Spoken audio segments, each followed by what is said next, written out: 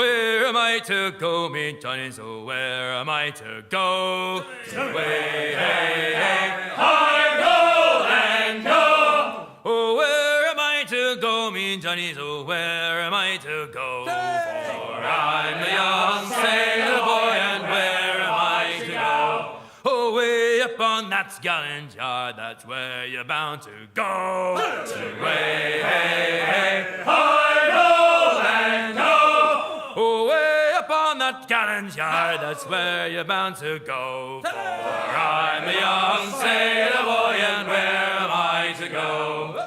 Away up on that gallant yard and take the gansel in. Way, hey, hey, I go and go. Away up on that gallant yard and take the gansel in. For I'm a young sailor boy, and where am I to go? You're bound away to Kingston town, that's where you're bound to go. Way, hey, hey, I go and go. You're bound away to Kingston town, that's where you're bound to go. For I'm a young sailor boy, and where am I to go?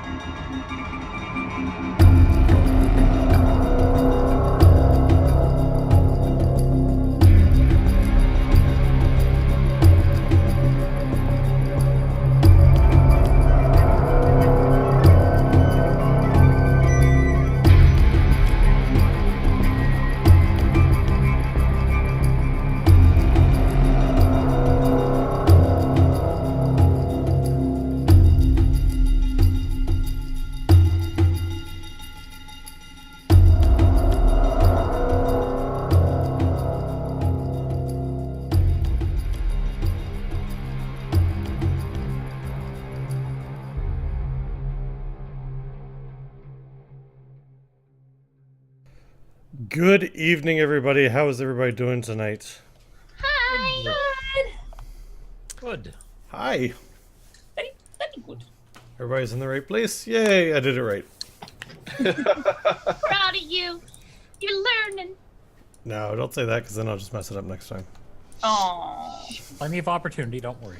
There we go. How is everybody? Very good. Good. Tired, cold, and good. I'm feeling very old today. You are very old. I mean, I think you're older than I am, but you know. I'm not disputing that fact. I'm very old. I mean, I'll just freely admit it. You're only as old as you feel. So like Then 1012. I'll go get my cane then. So I chat. I have a new mic. New mic setup. It's pretty. Let me make sure you guys let me know that my levels are good, and that'll make me happy. So I got a new chat, or I got a new chat. I did get a new chat because you guys are new from the last time I was on here. But I got a new mic this week, which makes me happy. I got a stream deck, so hopefully I'll stop fucking up the overlays on a regular basis. At least cut that down a little bit. That'll make me happy. What did you guys get up to this week? I got to deal with an unhealthy amount of stress, doctor, specialist stuff. Ew, that sounds not fun. Hey! I got the wonderful diagnosis of you're not dying. Hey. Oh, that's it. There you go. Not That's- any faster than the rest of us anyway. Exactly. That's the important part. Improvements. Well, let's That's- not get out of control here. That's good to hear. I mean, I assume not dying is on your list of things to be. I So- enjoy living. All right. Zoro? I went to watch Overwatch League this Saturday, which was a ton of fun. Unfortunately, my favorite team did not win, but that's okay. It was still Boo.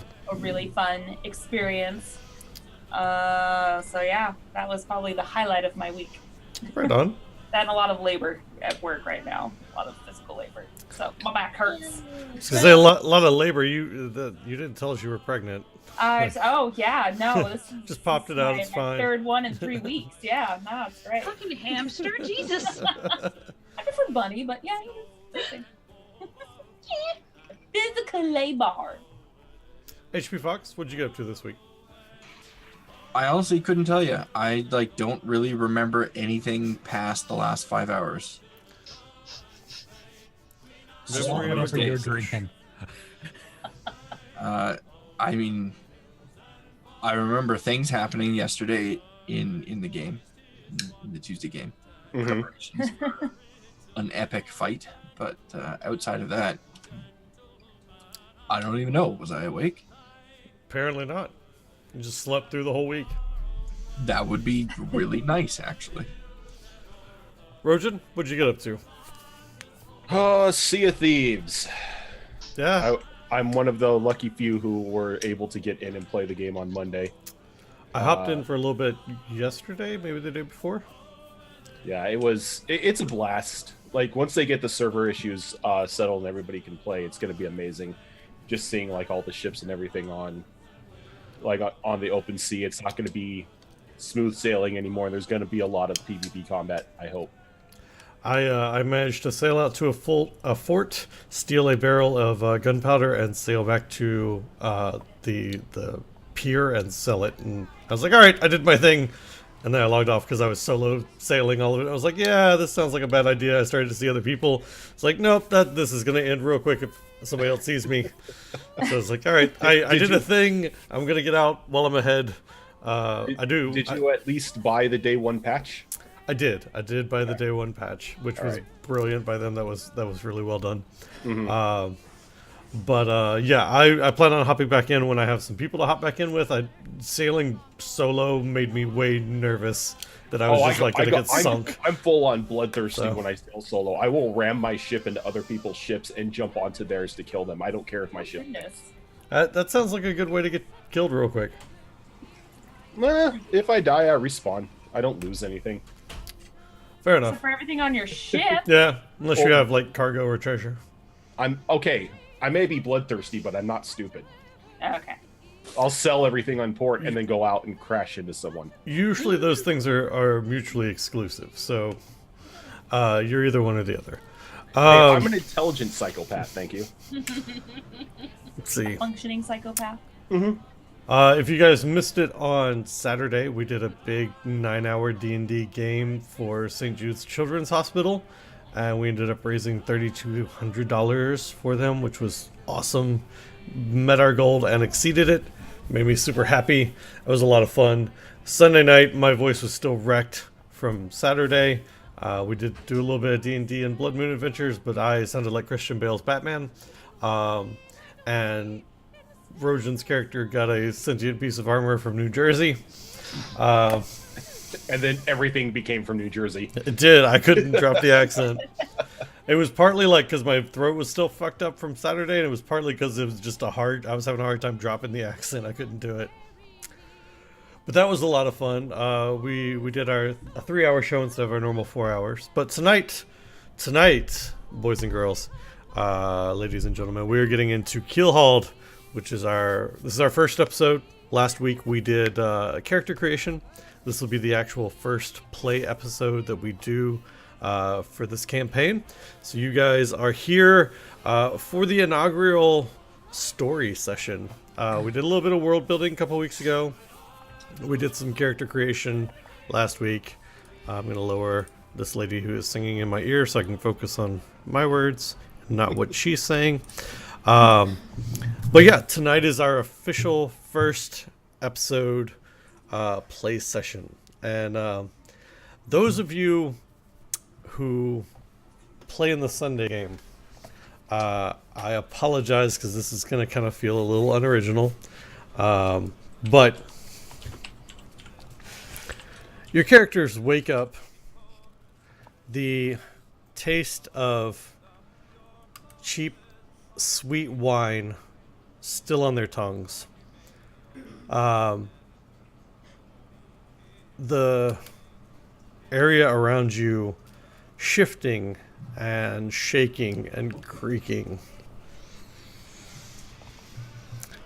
Your head pounding as you try to remember the events of the night before. You remember ringing laughter and the scent of rich stewed meat and perfumes kind of lingering around, but now you've just got that taste in your mouth. There's a hard floor under you, and there's this creaking noise and the feeling of the room swaying as if you're still a bit drunk.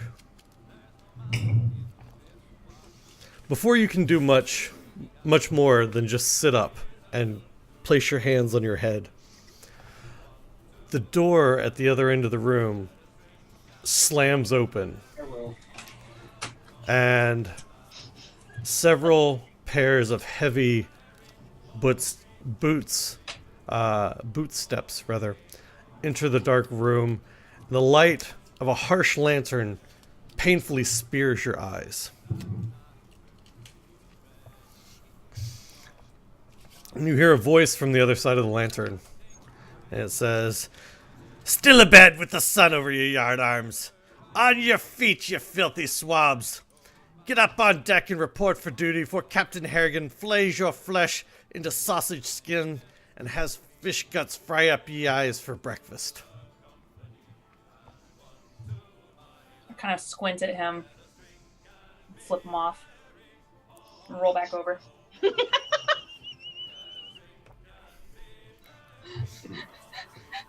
We know each other, right? And this is The five of you know each other, yes. Okay.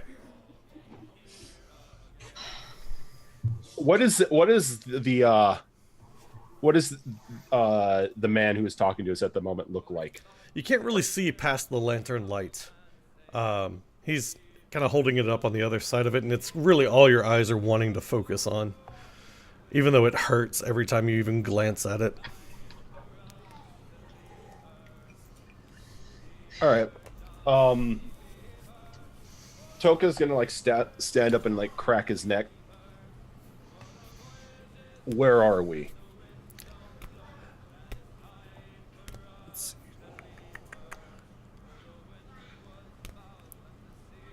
Hang on, sorry, I'm trying to figure out how this guy reacts. I gotta learn. Jinka just rolled back over and went back to bed. The rest of you watch as the lantern light enters the room and gets set down on the deck. And you can finally see this tall, bearded man, and in one hand he has a whip. and you could hear it as it just cracks and breaks the stillness of the room as it hits Jinka's back. And he reaches over and drags her literally out of bed. Can I move to attack him?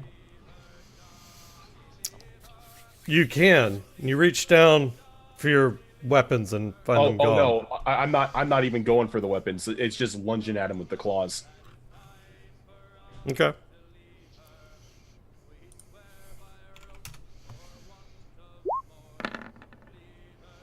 Giggity.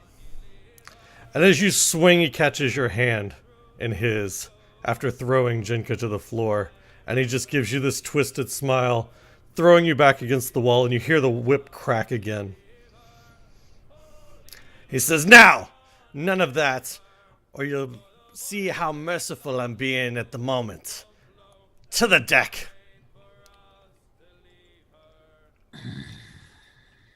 I'm gonna move over to help Jenka up.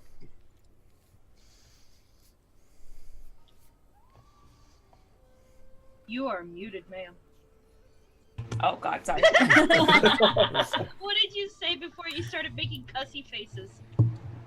I was just pissed off, so I'm just like, fine, I'm fine, thanks. Can't wait to get the hell off this ship. What are the rest of you doing? Plotting I will. murder. Probably slowly stirring from sleep right now after that ruckus. Pretty much. So those of you that are not getting out of bed as quickly as he would like, which at the moment sounds like I have to learn Zuzu and Arius? He's gonna come over and just rip you out of the bed and just pull you to the ground unceremoniously. Does not care.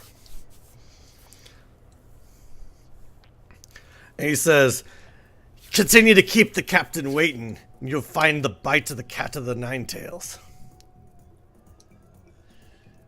All right, we're moving. So he walks you through the middle of the ship and up to the main deck. Anybody trying to figure out where they are or what happened? Yeah, probably. Yeah. Trying to think back on how we got here, because this is not where we passed out. All right, give me perception checks if you're attempting to figure out where you are or what happened. I am proficient. Okay. Not that it matters. As am I. That's Okay. mine. Totally not.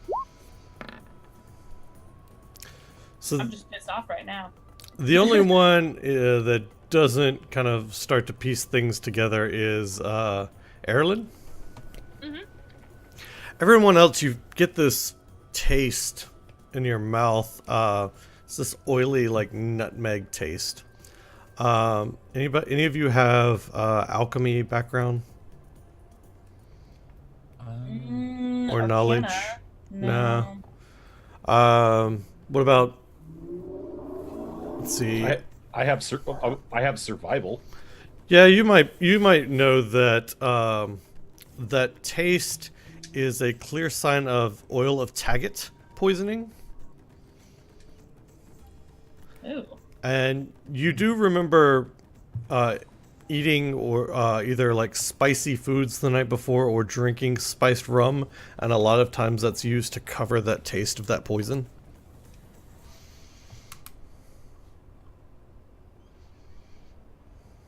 All right. Toka's just gonna like grumble to himself when he realizes that they were poisoned. Okay, and you all are starting to piece together that you've been. Let me make sure I'm using the right word here. It's not Keelhauled. It's not Shanghai.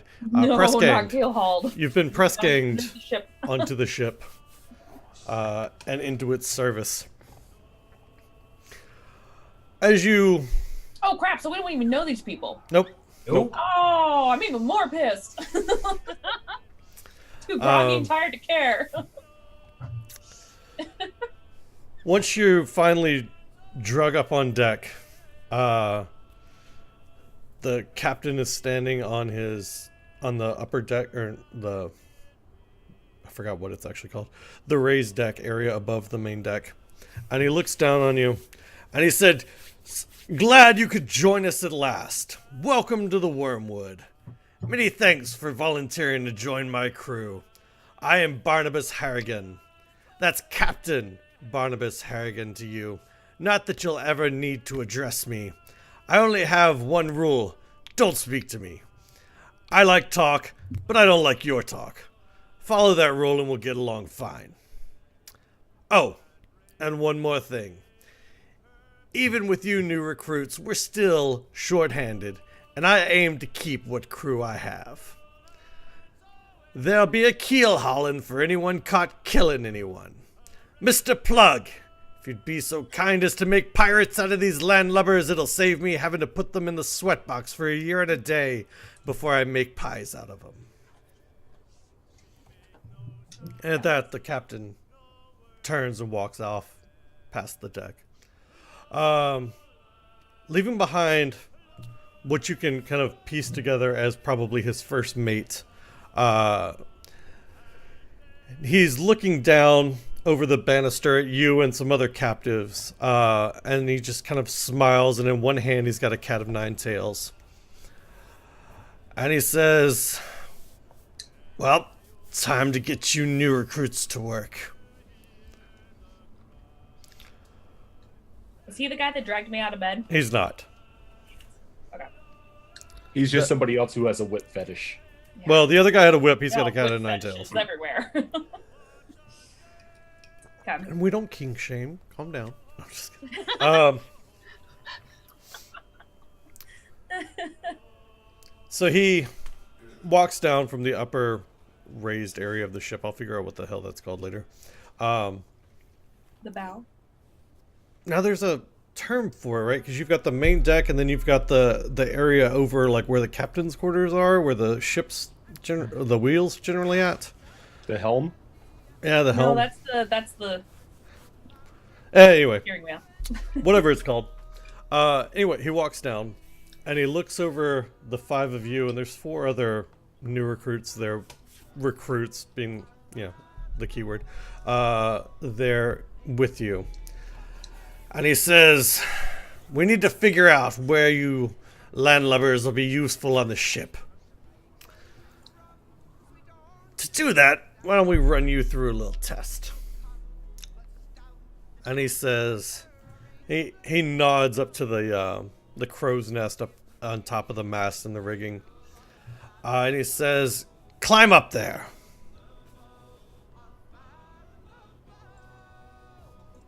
Up there? Okay. No, stand there. My arms folded. Just stare at him. I think without a word, Zoo is just gonna casually turn around and start clambering up. Okay. Give me, let's see, it's a 60-foot mast. Give me 3 dexterity checks. I can do that, hopefully. Look here, you little Holy shit. Well, there's your crits for the night. Well, He just begins to walk up the mast. He critted so hard he fell. Hey, I've got claws. I just claw my way up. Oh, Let's hope the next two follow suit.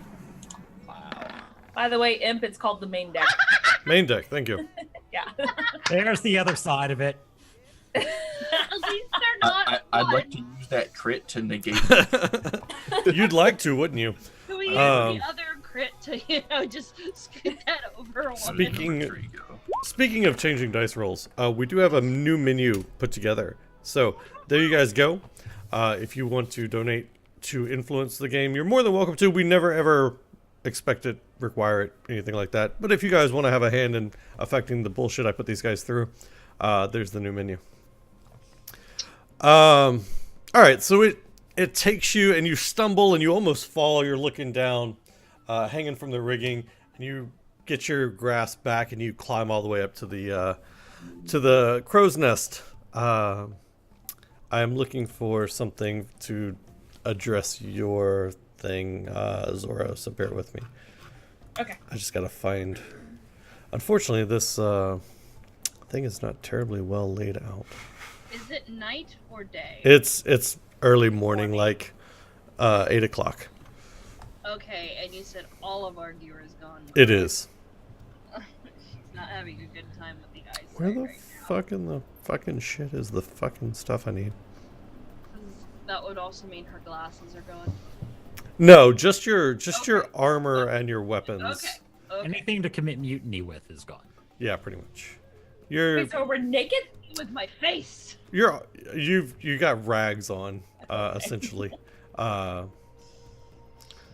Where's the fucking...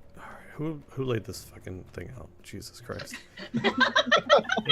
Isn't that you? No, it's not, because I'm pulling from some pre-prepared material to get us started until we get some good like plot hooks going on that I can play with, and which is generally what I do, is just kind of pull from pre-written stuff, and then we work a lot to make it our own.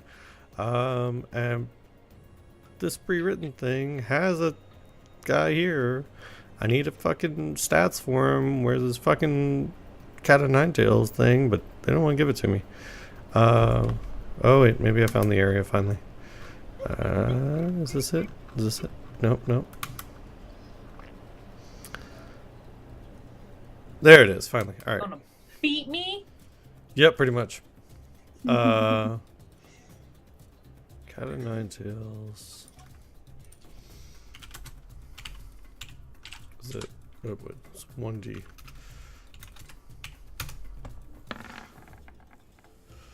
So yeah, so you feel he immediately that you like stand and cross your arms, you feel the sting of this cat of nine tails as it stings across your thighs, kind of ripping into the flesh. He's taken and tied in like shards of glass and shark teeth into the end of it, and so it actually like stings and rips the flesh open as it hits you.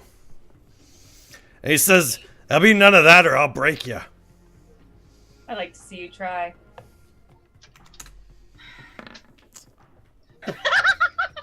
I shouldn't be rolling for this. I should just be doing it. As the cat of nine tails goes overboard. I'm just gonna be like, So you like sidestep for a moment, and it goes by, and you can just see the rage build up in his eyes. I'm sorry, I don't remember volunteering to be a recruit on this ship. Jenka, please don't make it worse than And it already. it's already too late. He steps forward and grabs Jenka by the throat. And there's a box behind you that is probably the height of a table. And you can see that the front of it has doors that swing open on it. And he kind of walks you back by your throat to it and reaches to the side, swings the doors open and throws you in, and then closes it. And you can hear the metal as the lock clicks. Can I catch myself before? You can try. Would that be athletics? Yeah. So, and he like manhandles, just pushes you in, doesn't care, and you can hear it slam close and the locks click in place. And he says, "A day in the sweat box will change your mind. Give yourself a point of exhaustion, because you're gonna spend literally all day in that sweat box." Children. It's a good thing I'm okay with heat. What was Max? What was your character's like? What do we call you? Ari, Ari. for short. It's easiest Ari. Yeah, Toka's gonna look over to Ari like, "Don't you start. We're in a bad situation. Let's not make it worse. Let's just see where it takes us." You could see this little glint of, "Tell me what to do. I wasn't gonna do anything anyway. Don't you tell me what to do." Look on her face. Mr. Plug turns back to the rest of you. He says, "Now, up the mast with you. The next one of you that doesn't do what I say gets keelhauled." All right, can I use an athletics check to climb this thing? Yeah, I think that'd be all right. All right. I am proficient. All right, that's 1, 2, and 3. So you get most of the way up, and your slip or your grip slips a little bit. The rope's kind of burning around your wrist as you catch yourself on them. But then you scramble the rest of the way up. I will follow suit then. Proficient in athletics. Okay.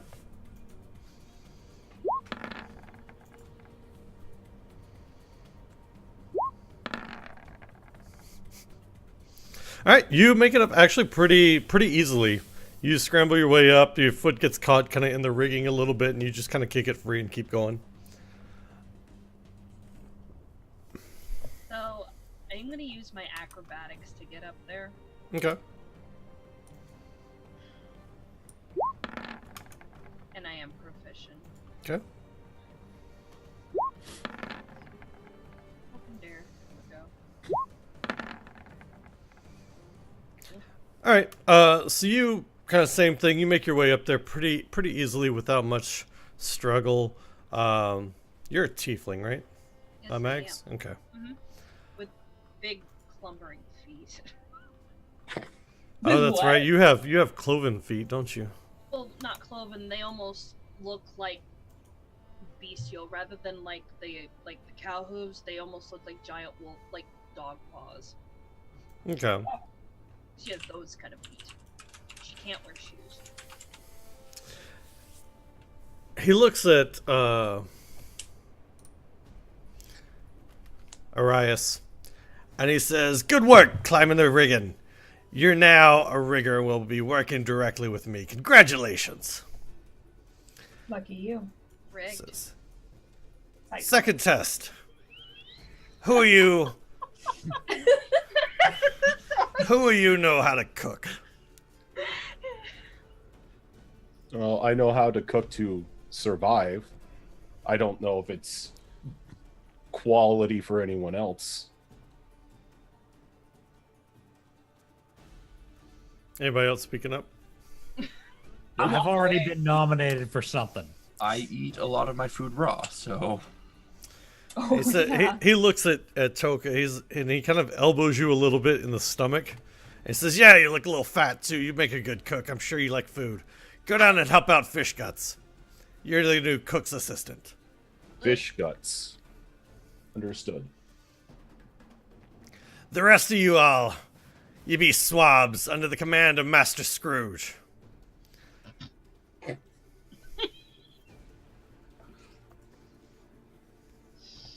Can I hear any of this, by the way? Yeah, you can probably hear all of it. Okay, so behind the door, you just hear me go.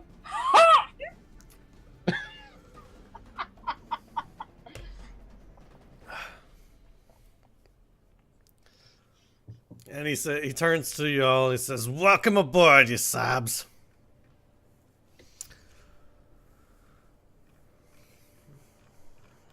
We're so excited. I think Zoo is actually going to speak up now, and he's just going to say ship name. Are you not paying attention to your captain? You're on the Wormwood.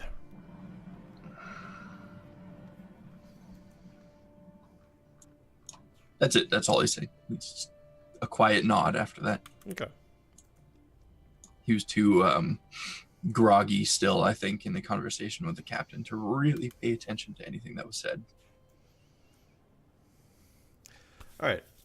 So the first day, you get assigned to your tasks or your kind of working areas, as it were. So let me see what you're actually going to be doing. So, Raven, roll me a d6.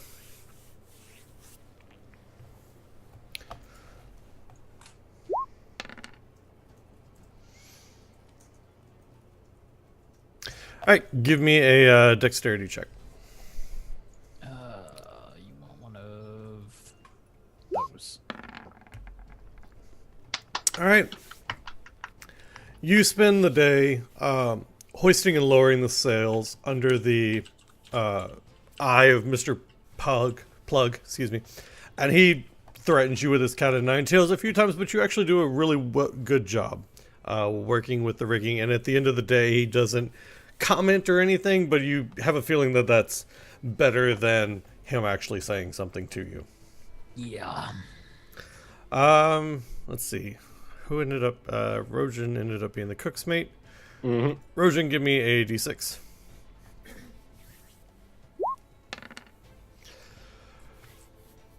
Alright, so you spend the day assisting Fish Guts in prepping the day's meal. Give me a d100 real quick. Oh, these always go well for me. Okay. He seems to kind of know what he's doing down there.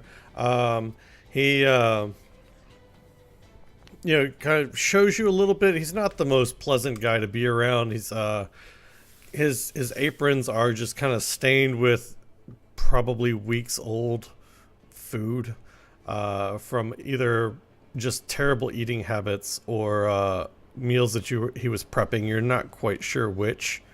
If I can get he's missing a couple of teeth, and he does smell strongly of rum, although you never see him pick any up.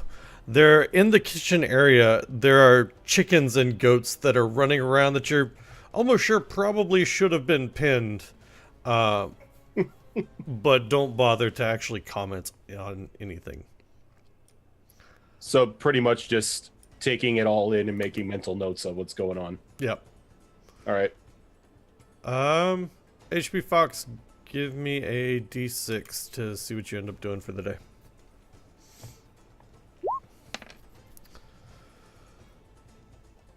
Alright, give me a dexterity check. Okay, so you end up with Mr. Scrooge running around the ship repairing it in various places, either tears in sails or boards breaking apart that need to be kind of repaired. If there's nothing that obvious or that dire around at the moment, Mr. Scourge basically has you splicing rope together, but you do it well. If it helps with that I'm proficient with leatherworking tools, mason's tools, and smith's tools. You crit the roll. How much more help do you want? I want to be the best slave pirate I can be. Apparently. Mags, go ahead and give me a d6, please, ma'am. Oh, this is gonna end well. Not 1DG, Jesus. Sorry, my 6 fell over.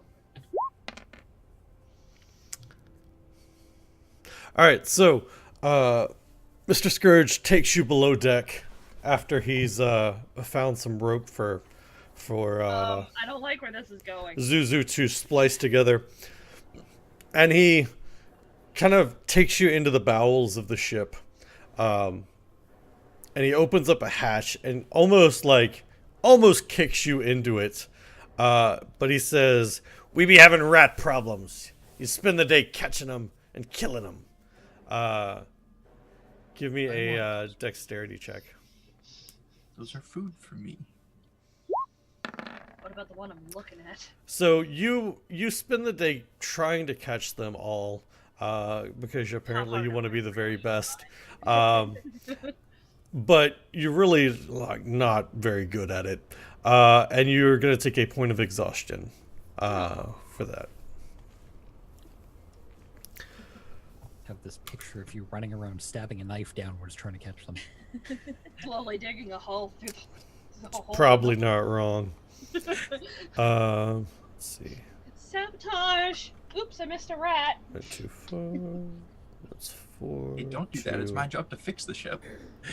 You don't have to fix the holes you don't know about. She's ensuring that you have work so you don't get punished. It's career safety. With Max's characters on board, you'll always have something to repair. It's true. At least I don't have a quarterstaff. Give it time. Shut your face! The game is Okay. dumb. First So- magical weapon you find is going to be quarterstaff.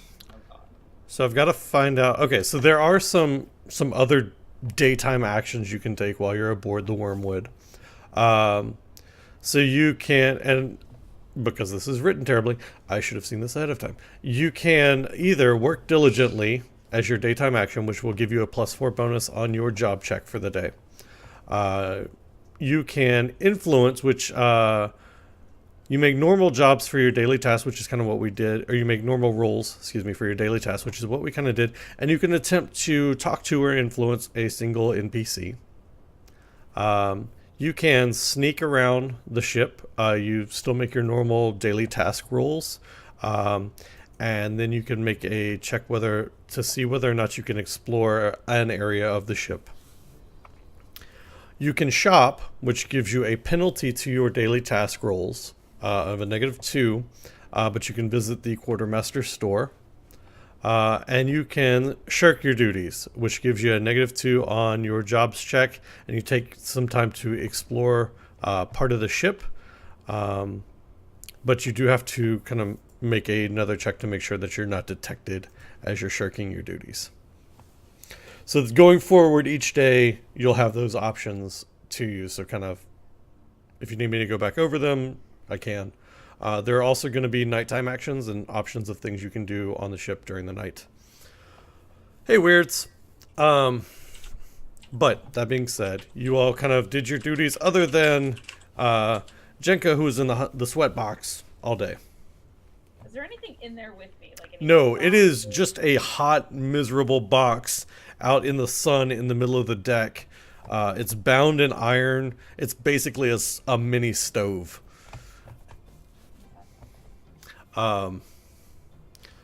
But evening comes, and you've all spent your day kind of doing your work, and the crew of the ship gathers on the main deck at dusk, and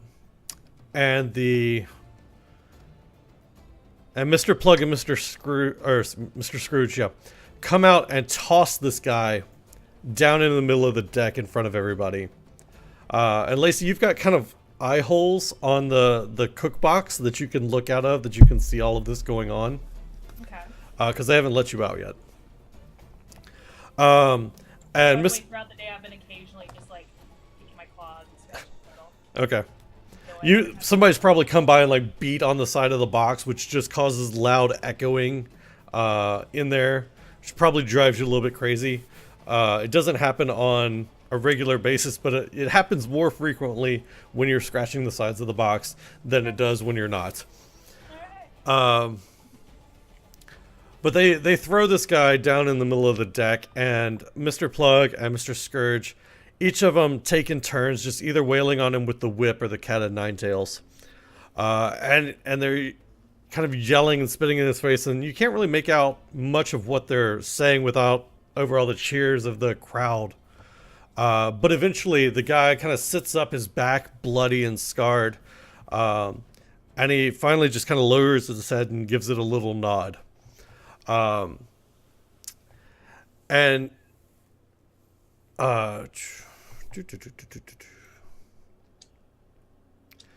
Mr. Plug wraps his hands in a rope and walks him to the... I will eventually learn which part of the ship is called what. What is the front of the ship? The stern? Or the bow? The bow. Bow. Yeah, the bow. So he walks him to the bow, ties the anchor or ties the rope off onto somewhere on the deck, and throws this guy overboard. And you watch as he gets sucked in under the ship and just dragged behind it. You can see kind of the water behind the ship turning crimson and red as this guy is keelhauled under the ship. Title, guys. I said the thing the other Roll way. credits.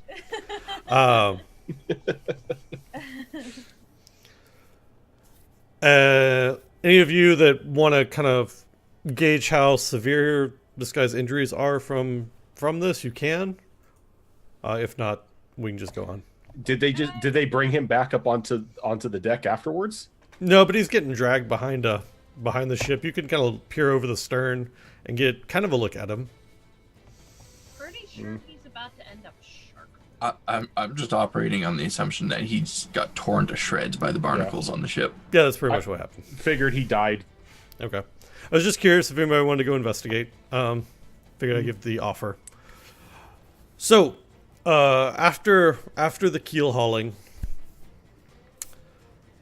Jinka is brought out of her sweat box, and the rest of the crew is still standing there, and it's probably, let's see, minus you 5, the other 4 that were brought on with you. It's another 15 or so pirates, not including the Mr. Plug, Mr. Scourge, and the captain. But they pull Jinka out of the sweat box, and they bring her up to the main mast, and they tie her hands around the main mast. And Mr. Plug looks to you, especially like locking eyes with each and every one of you and the rest of the new recruits. And he says, "We had a recruit who didn't want to follow directions today. She spent her time in the hot box, but I don't think she's quite broken yet." And Mr. Plug takes his cat of nine tails and just slaps it across Jinka's back, tearing up what little like cloth and stuff she has covering it. And he does this 2 or 3 times. I actually need to roll for this. If I can go find his stats again, hang on. It should be right here. Okay. This is all right.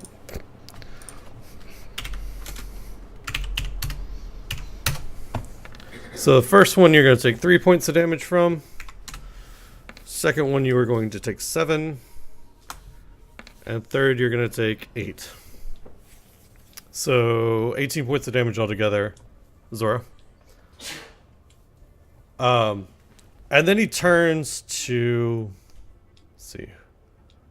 He turns to... What's Max's character's name? Ari. Ari. Turns to Ari, and he hands her the end of the cat of nine tails. And he says, "And now it's your turn to be dishing it out." And she just gets this wicked grin on her face. Oh no. Oh yeah. No, you hear Toka say that. Oh no. Going to end well. Don't be dumb. She aims for his face. At about the moment that you like pull your hand back, you feel a whip wrap around your forearm, and look back as Mr. Scourge is there. And he just kind of pulls you over to him, taking the cat of nine tails from your hand. And he grabs you by the scruff of your collar and walks you over to the mast where Jinka was. And you can see him pull a dagger and cut the ropes that were around Jinka's wrist. And he pushes you down to your knees. And he says, "Instead, you'll be taking her place. 5 more lashes." Suddenly it's like the llama from just bring it on. 3, 7, Can I, 17. while this is happening, can I use Mage 24. Hand to grab the whip out of his hand and throw it overboard? 27 points, Max? I'm out. You're unconscious? Okay. Yep. No, because Mage Hand can't really manipulate things that easily. You got 5 pounds of pressure with Mage Hand. So you He's not could, expecting it. yeah, but trying to actually wrench something out of somebody's hand like that with it is a little much with it. So he Around. he looks to the other 3 of you because now both Jinka and Ari are bloody and their backs are torn, and one of them is unconscious. And he says, "You'll get them down below and then you come back for your grub. If I hear any squabbling, any bitching or complaining out of the 3 of you, there'll be no food for a week."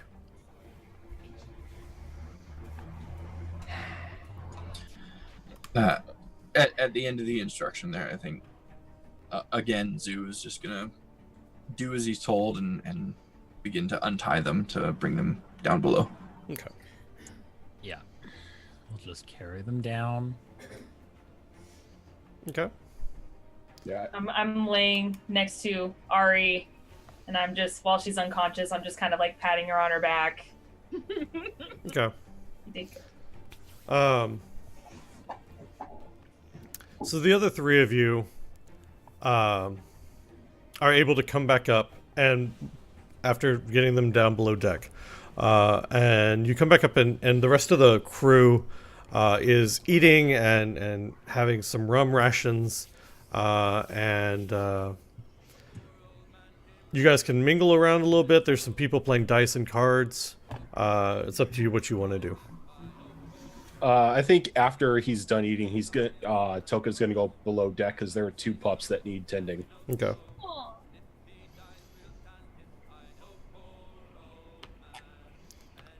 What about Zuzu and I will get character names right at some point.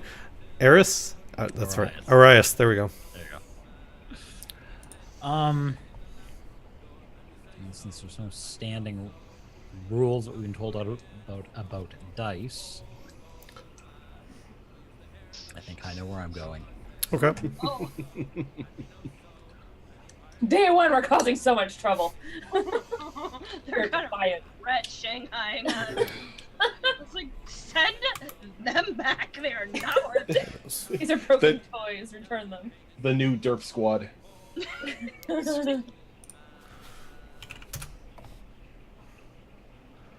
All right. So, you get into kind of. There's some area where some of the crew has cleared out their dinner plates, and they're still at, like, in the galley area. And then some of them are there, like, doing some arm wrestling. Some of them are.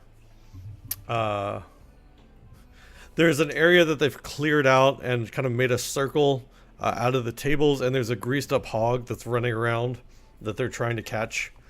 Party. And there's a few of them that seem to be playing drinking games and dice.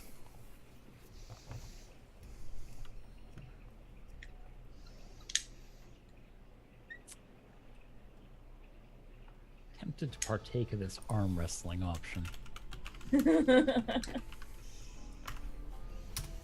All right. So when you walk over, you realize that what it is it's 2 guys sitting kind of on barrels at a tabletop, and their arms are in the normal kind of arm wrestling position. You realize that on either side of their arms, though, are broken glass bottles and knives and caltrops, so that the loser ends up with their hand in all of these sharp implements. Race stakes. Good. Good. I'll stand by and watch and Okay. wait.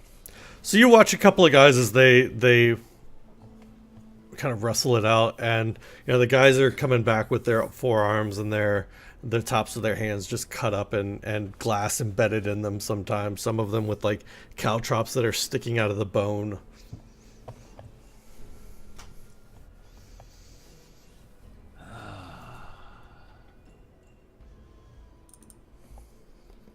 Oh, why not? Yeah, go for it. Oh, yeah. All right. So you sit down, and this guy sits down across from you.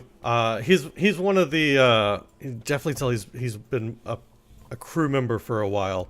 He's got some missing teeth. He's got his ears cut. He's got a scar over his eyebrow. He's got a couple of others around his throat. And he sits down and he just grins at you, and he like slams his elbow down on the table in front of you.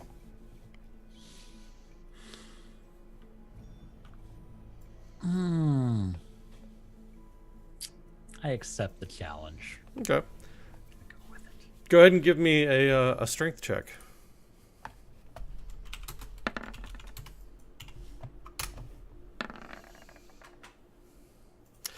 So it's a good little struggle back and forth for a minute, and he's smiling and kind of grimacing at you. And there are times where you feel like you've can feel his wrist beginning to kind of give way, and then he just smiles at you and begins to push back. And you guys are going at this for a few minutes until finally he just kind of slams your hand down in a moment where your elbow just kind of slid on the table. Not quite sure if he maybe kicked the table a little bit to make that happen or what. And then you're going to end up taking, was it 1d2? What's your strength modifier? +4. All right, so you're going to end up taking 5 points of damage from that. From like your hand just getting embedded into whatever was on the table. HP Fox, were you doing anything that evening? Yes. I'm gonna go play some dice. You're going to go play some dice? Okay. Yeah. So you sit down at the table, and they've got a cup, and they've got some dice that are clearly been carved out of bone. And there's two men sitting across from each other. And they shake their cups and drop them on the table. You guys have seen Pirates of the Caribbean. You know where I'm going with this. And they're playing Pirates dice. I couldn't remember the name of it. Thank you. So if you would like to... Actually, does your character know how to play this game already, or is this something that he's not accustomed to? I'm gonna assume he does. Okay. Because some of the items that he normally has on him is like dice and stuff. So he's probably fairly familiar with it. All right. And so you're just going to sit down and kind of wait to be invited, or are you just going to sit down and like, what are you doing? I'm probably going to wait until the two dudes are kind of finished with their little bout, and then I'm going to invite myself. Okay. So you have a seat, and a crew member sits down across from you, and he says, what are we playing for?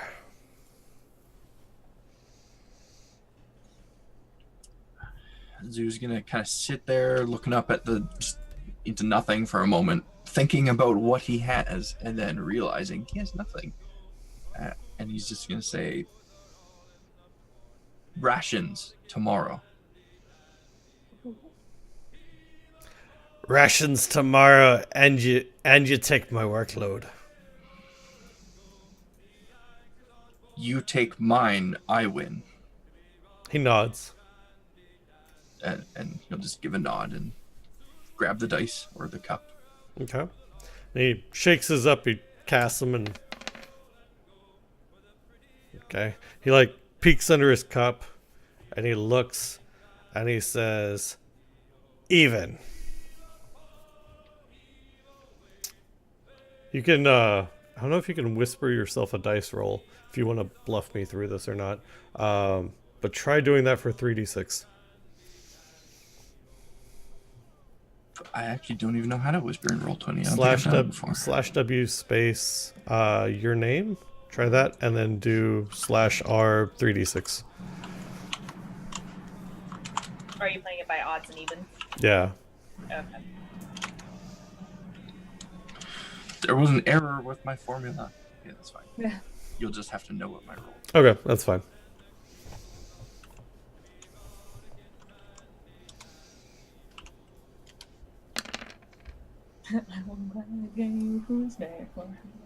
Now my character is familiar with this game, but I am not. So you're basically betting whether or not the total roll is odd or even, I think, if I remember correctly. It's the original. It's to see. You have to bluff and say like I have 4 4s or I have 3 2s, and you have to basically bluff and you have to either top that or call it.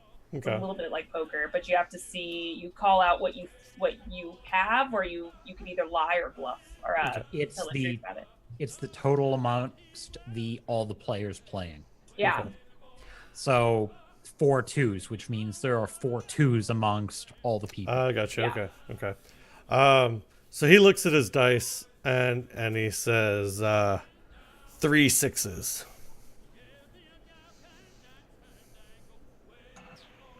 Now, do I have to call out a 6, or can I call out a different number? You can call out a different number, or I think you go can. up starting at 1s, if I remember Do you start at ones? Okay. Yeah. I need to go find. Actually, let me go. I can just look this up. You know what? Let's do this. I think I actually have. I can find the rules really easily. Yeah, if you want to do that, and we'll go ahead and take our first break, and then we can Okay. actually act like we know what the hell we're doing.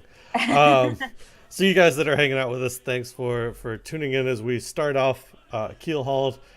Things are interesting for our cast members at the moment. Interesting, they're- but I think it comes as no surprise to anybody. Right? I would like to tell them that things are going to get better. I'm not going to, but I would like to. Still better than Schultz. You say that. So we're going to take a quick 5-minute break, get up, walk around, stretch legs, all that good fun stuff. You guys hang out, listen to some piratey tunes, and we'll be back here in just a moment. Thanks for hanging out, folks. Appreciate it. The king has written a great letter and sealed with his own right hand, sending word to Sir Patrick Spence to come at his command. An enemy then this must be, he told a lie about me, for I never was a good seaman, nor ever did intend to be.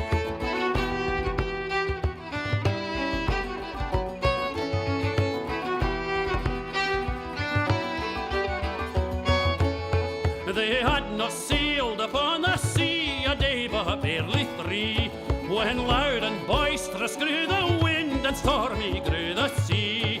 Then up there came a mermaiden, a comb and glass in hand. Here's a health to you, my merry young men, for you'll not see dry land. Oh, lang, lang, may my lady look, with a lantern in her hand, before she sees my bonny ship sail homeward to dry land. Oh, 40 miles off Aberdeen, 'tis 50 fathom deep, and there lies good Sir Patrick Spence with the Scots lairds at his feet.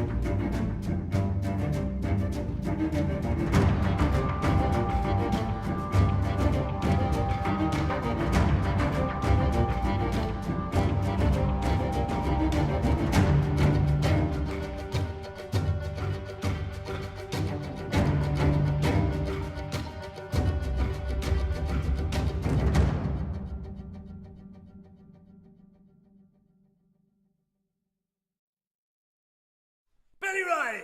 Old Billy Riley was a dancing master. Old Billy Riley, old Billy Riley, old Billy Riley, old Billy Riley, old Billy Riley, master of a drogue. Old Billy Riley, old Billy Riley, old Billy Riley, old Billy Riley, master of a drogue bound for Antigua. Old Billy Riley, old Billy Riley, master of a drogue. Old Billy Riley, old Billy Riley, has a nice young daughter. Old Billy Riley, old Billy Riley, old Billy Riley, old Billy Riley, old Missy Riley, little Missy Riley. Old Billy Riley, old Billy Riley, old Missy Riley, old Billy Riley, had a pretty daughter, but we can't get at her. Old Billy Riley, old Billy Riley, had a pretty daughter. Old Billy Riley, screw her up and away we go, boys. Old Billy Riley, old Billy Riley, screw her up and old Billy Riley. One more pull and then belay, boys. Old Billy Riley, old Billy Riley, one more pull and old Billy Riley, oh.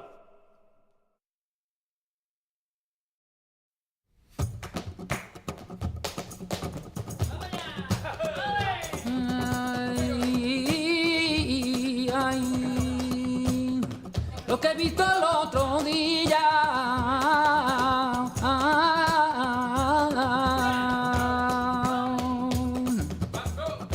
Que he visto el otro día. Y el gato del boticayo bailando por bulería.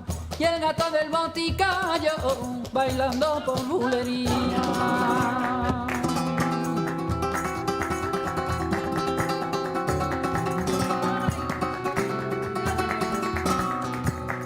No hay lugar.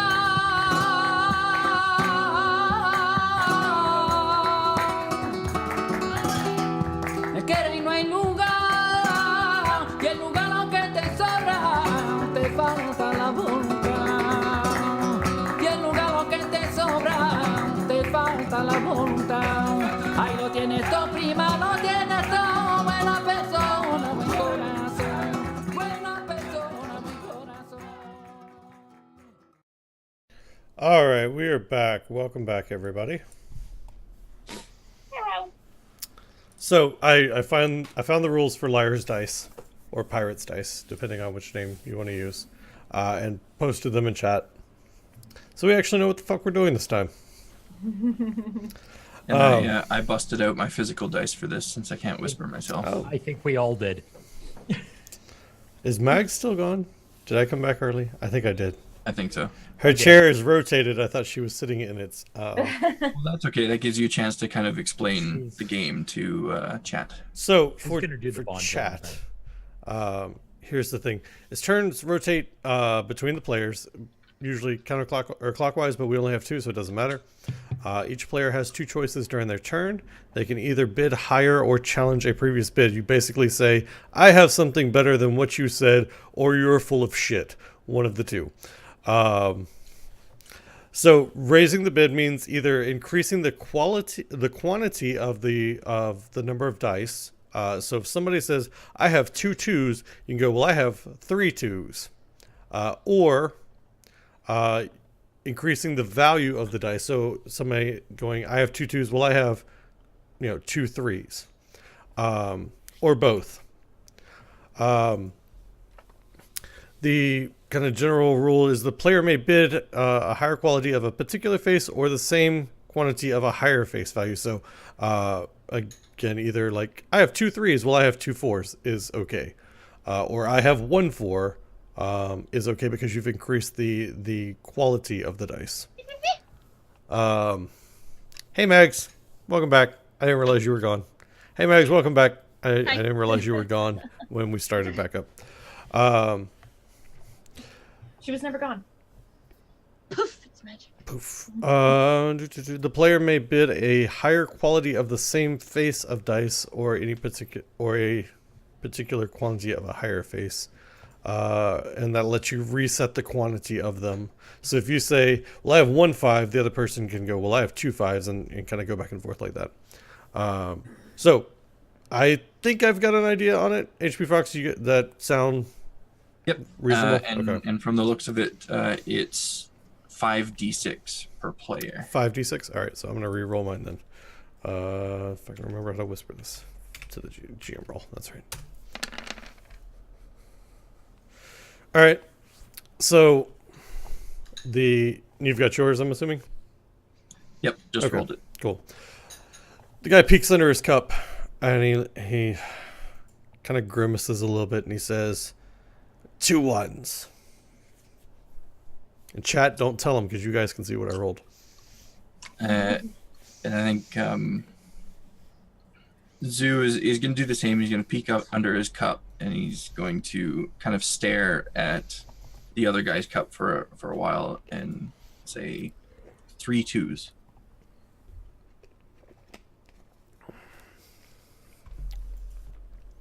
And he takes a swig of his rum. And he looks back. He kind of leans forward.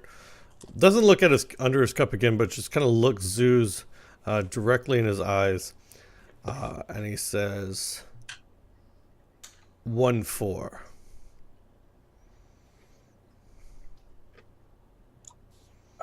So Zoo gets a bit of a slightly panicked look on his face, then peeked under his cup twice, and says, 2 5s. Bullshit. And is that when we reveal our dice? It is. Yes. Okay, so pulls the cup off of his dice, and sitting there on the table is 1 1, 1 2, 1 3, and 2 5s. And he throws his cup against the wall. You can see his dice he had 2 1s and 3 4s. And the cup, it's a wooden cup, but you can hear part of it splinter off and bounce off the deck. And he says, all right, a deal. You're working your rations tomorrow. And Zoo gets up and gives him a little bow, and then leaves to go below deck where Taco went. Okay. Or you just called him Taco. I was like, did you just call him Taco? I did not call him Taco. He did call him Taco. I said Taco. Taco. But I can call him Taco from now on. Can even defend himself. Perfect timing, yeah. And now I'm just picturing an 8-foot-tall barbarian Taco. That's right. All right. Oh, mighty bean. So your nighttime actions. These are the things that you have available to you basically after dinner each day. Sleep, which allows you to... It gives you the effects of a long rest, and it also removes a point of fatigue. Exhaustion. You can gamble some more in the pirate den, or in the galley rather. You can entertain the crew. You can influence somebody, try to get to know and kind of get somebody on your side. You can sneak around and try to explore the ship a bit. And you can attempt to steal something from one of the other pirates' footlockers.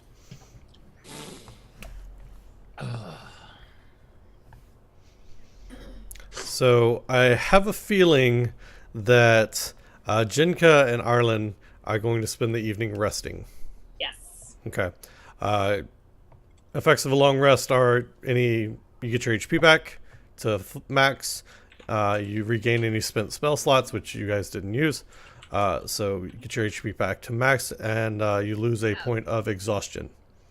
So I think Jinka got one for being in the box. Yep. So you remove that. And did I go over exhaustion rules with everybody last time? I don't No? think so, Okay. no. Let me pull those up real quick, just so you guys know what exhaustion actually does to you. All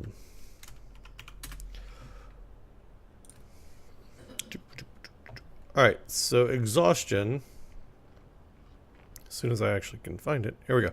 So the first level of exhaustion gives you disadvantage on all of your checks. Second level of exhaustion, your speed is halved.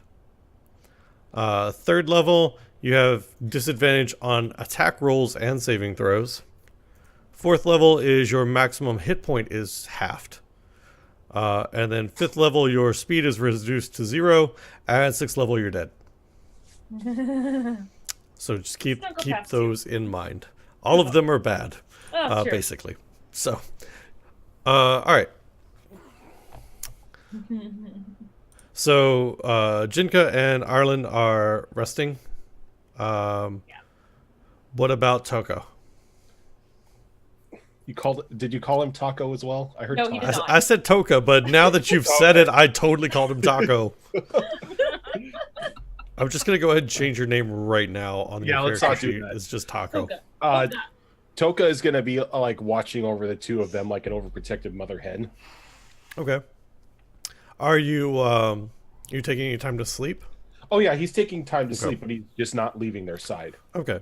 So go ahead and give again remove any exhaustion you might have had, and hit points back to where they should be. Zuzu. I think Zoo is probably going to go down to the galley to try to catch some rats to drink. Okay, that's right, because you have to feed. Plenty of them on board, I'm sure. So give me a perception roll for when you. So you walk into the galley, and begin looking for rats. That is, 17. Should back that up before that perception roll. Are you doing this publicly, or are you sneaking to the galley?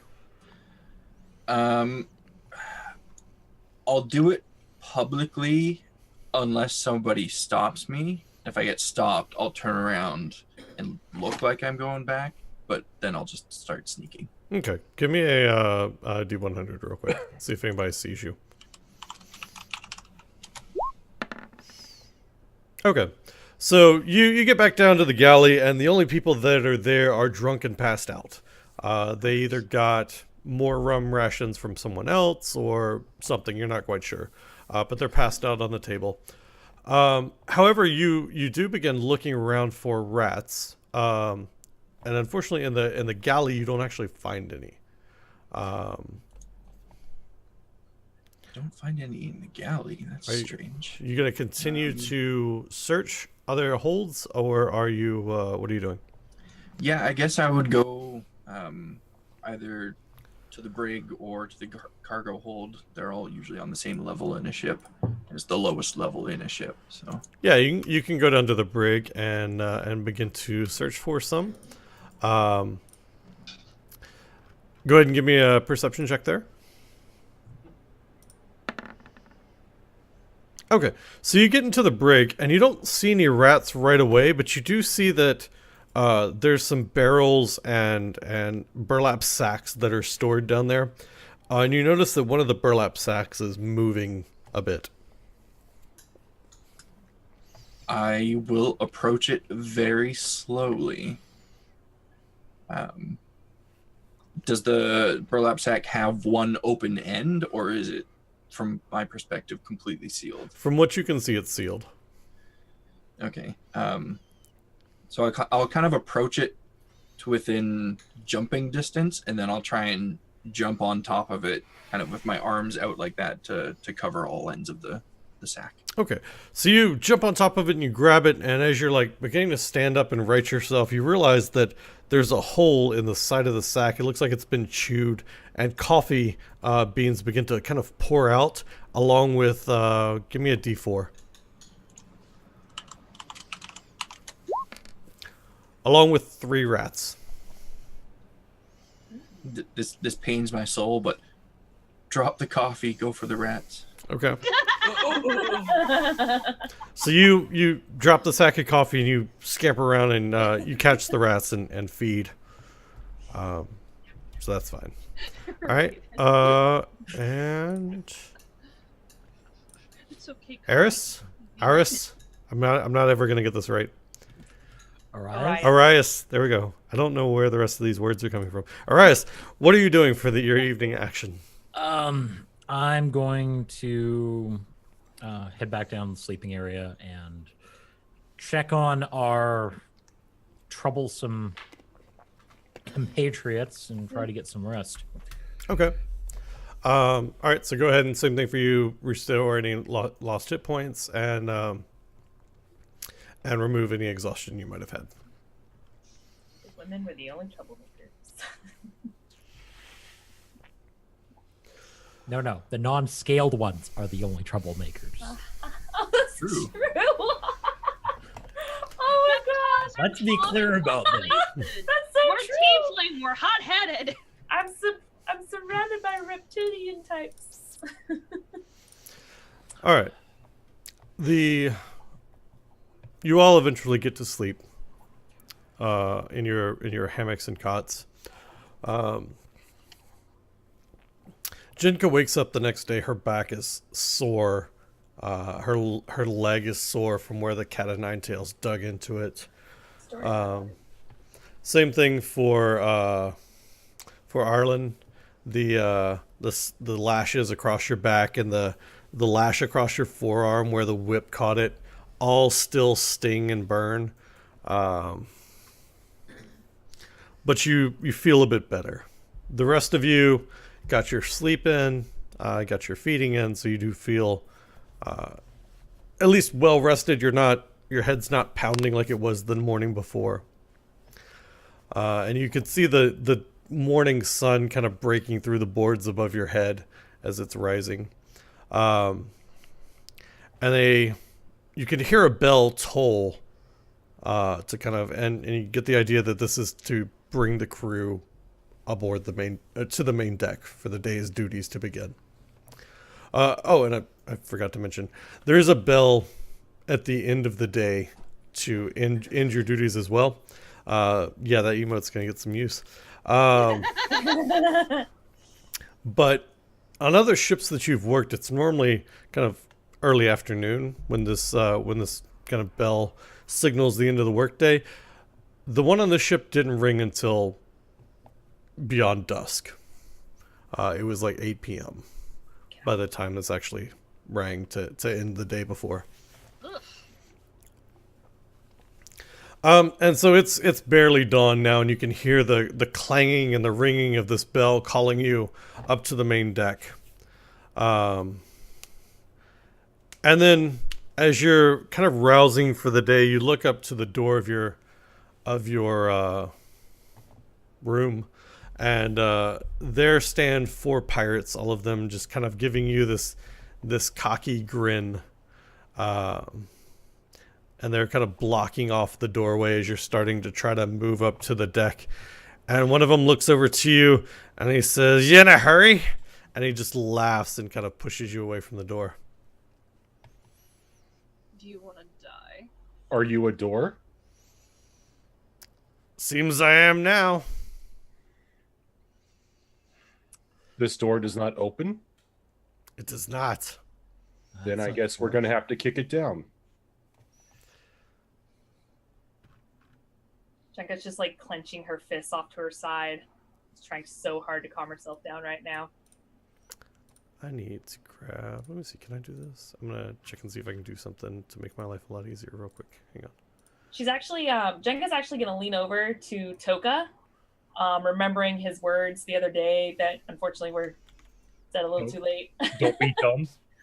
So she's going to kind of lean over and just kind of whisper to him, and she's going to say, I will heed your words for today, but if they try anything, do anything I don't like, all bets are off.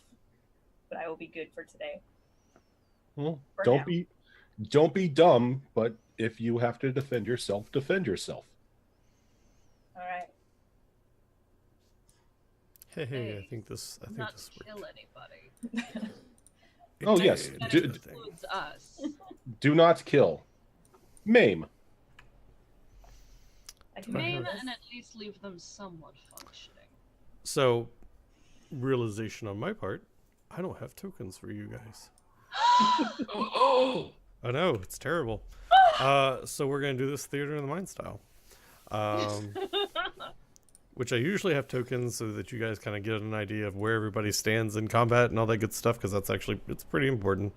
That's okay. We can draw on the map. But I will draw our rough hand stick figures. And we can do it that way. So, let's see, freehand pirates are going to be, let's make them this red color. So you have 2. We are not on the map. Well, Yeah, we're no, on the map. We're not on the map. Yeah, Get the map. we're not on the battle map. There we go. 4. And let me draw the room here a little bit for you. You've got, this is the doorway. You've got kind of it's a pretty boring room. Right, where's Spooner's art skills? Because my drawing is garbage. Can I? Nope, can't turn that into a token. Okay. Me and Max are just like, Ready? Yeah. Okay. Can move these around Killing as our needed. artists. What? You don't like my room? it's a pretty move. It's a I'm, pretty move. I am very proud of my room. Thank you. This is the best room. I have all the best people to draw me rooms. And I this would is fucking what they sleep did. in that room. That is glorious. It is. Thank you. Hot and all. 4 walls and a door. That's a That's room. right. What more do you need? I mean, you get a fancy room and we can give it 5 walls. But then it just gets weird. All right. So this is kind of your doorway. You've got the 4 guys kind of hanging out, blocking your exit of that doorway. What are you guys doing?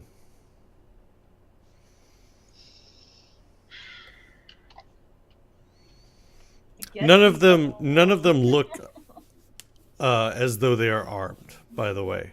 You don't see any weapons or anything on them. And they're not. You said they're not moving. No, they're not. Then we should make the move. Okay, so I just put a T on there for me. Okay. You didn't draw a taco? You know what? You know what?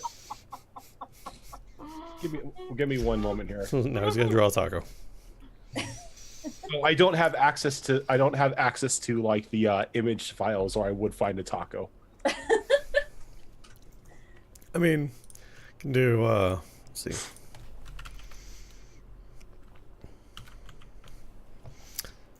We do this for you.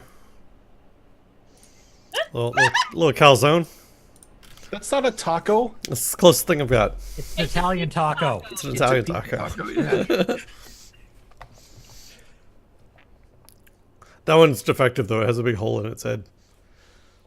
That's Some- 5 I some- faults. wonder So, why. somebody threw a cobalt through it. God. I was here for that entire thing. All right, give me markers for everybody else as well. Just your first letter of your name or something. Okay. I knew we were forgetting something. I just Yeah, I'll go plunder art station or something and see what I can find.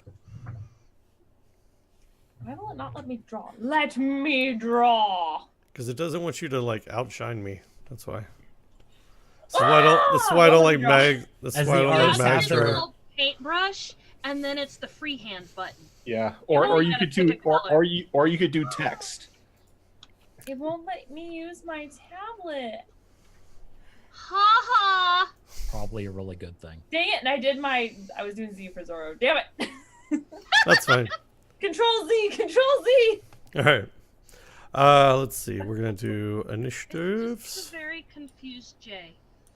It's just, you know what? I'm still injured. My arm hurts. I tried to start with a J, and then I went, I don't know. Page 20. It's technically selected.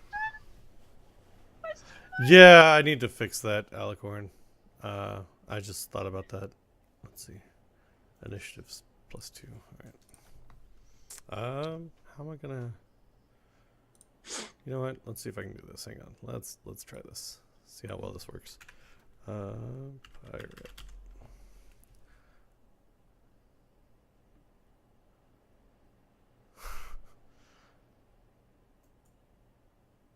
All right. So we got. Except they don't have weapons, so we're gonna remove that. So we got 4 of these guys. That'll work. Here I am cropping an image ready to go. Nope. I just deleted our room. That's, No, the room. It was so beautiful. Bring it back. It blew up. No. all right. Well, I so much for tried. the ship. Oh, it's sinking. Somebody ran it aground. Oh God. I was at the helm. Look at this beautiful room. It's so beautiful you can't. Oh God, Oh, it got bigger. the wood is warped. That's right. So what happens when you're out at sea for too long?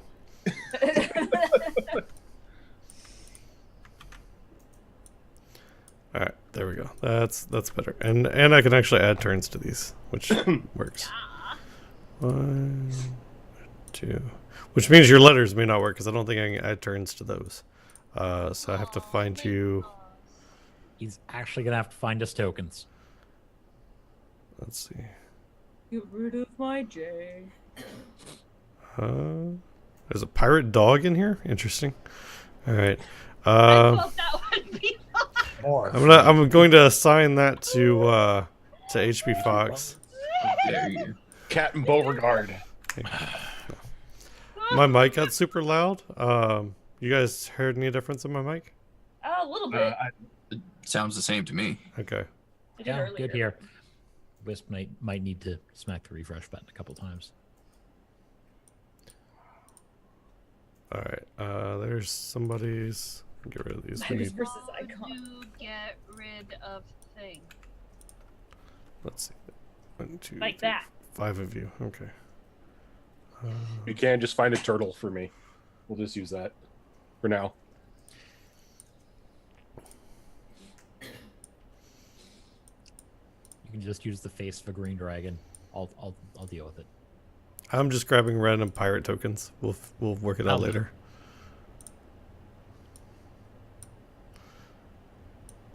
And 5. There we go. All right.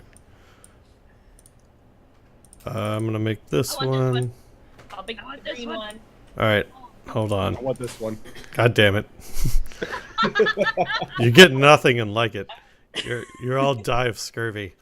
I'm a turtle. I can't get scurvy. Somehow you got magic scurvy. Oh no. Turtle Magic scurvy. scurvy. Let's see. Do Okay, it, this Topsy, it's is. scurvy. We need HP and AC. There we go. All right, so this one here at the top is Max because it's red and she's a tiefling. Yay! This That's one is. Don't be a tiefling then. Damn. Racist because she's not a red tiefling. She might be. You don't know. Have you asked her? I have. Yeah. Oh, okay. Saved her life. Red under her Saved her skin. life. You don't know how I bleed. Yeah, we do. I'm You got pretty sure flogged. Yeah, the entire crew just saw how you bleed. Touche. This one is Lacey's character. Pretty sure someone had to mop that up off the deck too. Let's see. This one's gonna be. Awkward. This HP. Let me. I will work on getting permanent tokens next week. I'm Maybe pretty sure if me you're and lucky. Lacey will have like character drawings of at least our heads to give views. Oh yeah. Oh yeah. Oh We yeah. I'm gonna refrain on the giving head comment that I really wanted to make. Ooh. Um, I wanna. Nope. I'm done. Nope. I'm done. This is a family-friendly channel. the fuck it is. What are you on? I'm sorry. Are you watching the same cast as I am? Because I'm pretty sure. I'm pretty You're not sure watching that. My Little Pony? I'm pretty sure that the channel is designated for mature audiences. it very much is. What the hell am I doing here? There we go. Sure. So you should all have a token that you can move around now. It may take you a minute to find which one is yours. Imp, can I ask a question before we start here? Absolutely not. No, what's up? I'm going to ask it anyway. Now, if I were to successfully grapple somebody, can I use a dude to attack another dude? Like use him as a weapon? At a severe disadvantage, probably, because he's probably not going to be very compliant with that. Okay. I just wanted to make sure. I'm not going to say no, but I'm not going to say you're going to be very successful with it either. Or just that What is random. his AC? Oh, yeah, throw me! The fastball special. Pretty sure that happened on Saturday. Don't did. tell the elf.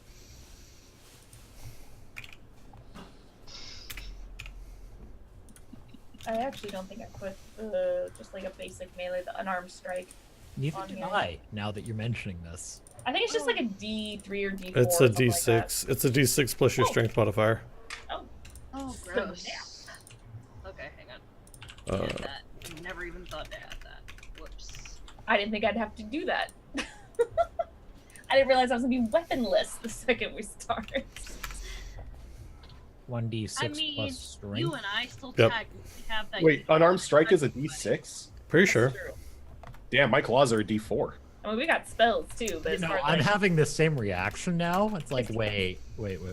I think unarmed is D3, unless No, I'm you totally okay have- with D6. I'm totally okay with I'm it. fairly certain it's a D6. Let's see. We're big beefy pirates, okay? Let us have this. Should I change my claws to a D6 then? Nope. Okay. Oh wait, it's 1 plus your strength modifier. I've been I doing was gonna D6. say- I've been doing unarmed wrong for a while. I was gonna say, damn, we're hitting, you know, like stronger than daggers. I don't know, So it's- level 3, we could punch really hard. It's whatever your strength modifier is plus 1. Yeah, I was gonna say I thought it was like a D3 minus 1 originally or something. I've been doing it wrong. That's fine. I make up shit all the time off the top of my head. I'm just like, yeah, that's fine. Yeah, that's the glory of being a DM. That's right. All right, let's see. Is this how it works? Yes. Yep. So wait, so it's just strength plus 1. There's no D3 or anything. It's like your that. strength modifier plus 1. Okay. So whatever's in the big box plus 1. Yeah, there we go. There's that low initiative score. Oh, you know what I forgot to roll for the morning? I gotta do that too. Testing. Just let me change this whole thing up.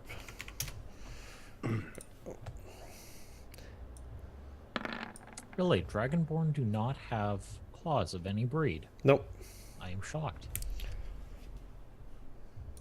I mean, they can have claws. They just can't use them as They're weapons. not weaponized Yeah. stuff. They're Dragonborn have become more sophisticated than that. Like, technically, Dragonborn don't have tails either, No, but they don't have tails or wings unless it's like a genetic mutation. yeah, Yeah, you, it's just you reminding me can of RP reasons for them to have them. They just won't be able to, like, They can't use them in combat or as a utility or anything like that. All right, so I need a knit from Raven, Megs, and Zorro. Oh, sorry. I was trying Nope, to set no that all worries. up. Yeah, there we go. Oh damn. Did I not hit myself again? Or no, I did.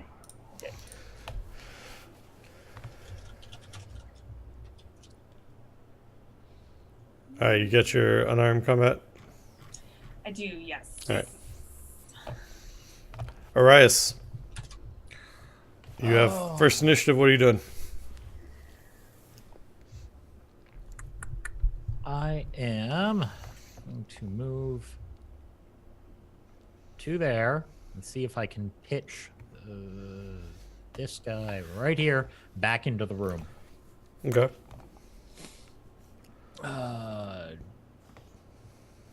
Wanted just an unarmed strike to see if I can get my paws on him. Yeah. Yeah. All right.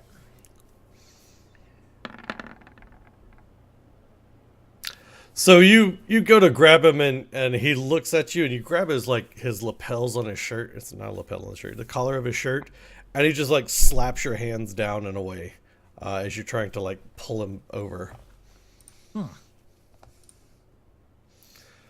And then his friends, seeing you kind of approach and lay your hands on his buddy there. Where are my attacks at? Are they down here? Sorry, terribly laid out thing. We'll find out where this is at. It's either on the place where there it is. Okay, it's either on the place where this encounter happens, or it's on the place where that gives me stats for the character. It's not on both. But let's see. So yeah, so the guy beside him kind of takes a swing at you. Let's see if this hits. Does a 19 hit your AC, doesn't it? Oh yeah. Okay. And you're gonna take, this is non-lethal damage.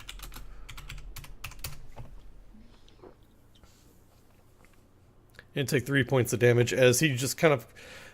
Your hands go flying down. The next thing you know, your jaw gets rocked by a punch. Alright, Jenka.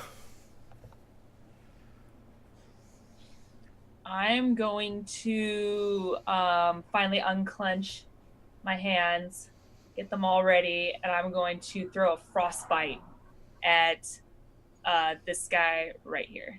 Okay. Witch. Mm-hmm. Well, enough, I have a spell that does have the word witch in it. Okay. I mean, we are infernal, so. That will miss. So you throw it and it hits the side of the wall, kind of beside this guy, and luckily for you, he's not really paying attention as to what just happened because he just got done throwing a punch at Arias. So the bolt goes by unnoticed. By all of them, what about the rest of you? How do you guys react to her using magic? Because magic's kind of a no-no thing. I don't know. Has she cast around us before? Like since we've known you, have you used your spell-like abilities around us before? How long have we known each other, do you think? You guys have sailed at least and crewed at least one other ship together, so at least a couple months. Okay, you've probably seen me do it once or twice then. You just haven't seen all my bags of tricks. There's my bag of chicks. My bag of chicks. Look, tricks are for kids, okay? Calm down. Them chicklets. All right. So, you've seen me do a couple spells, but you don't know what I'm capable of. So I think Zoo's reaction, since I think I'm actually standing right beside you, or is that you in the back there?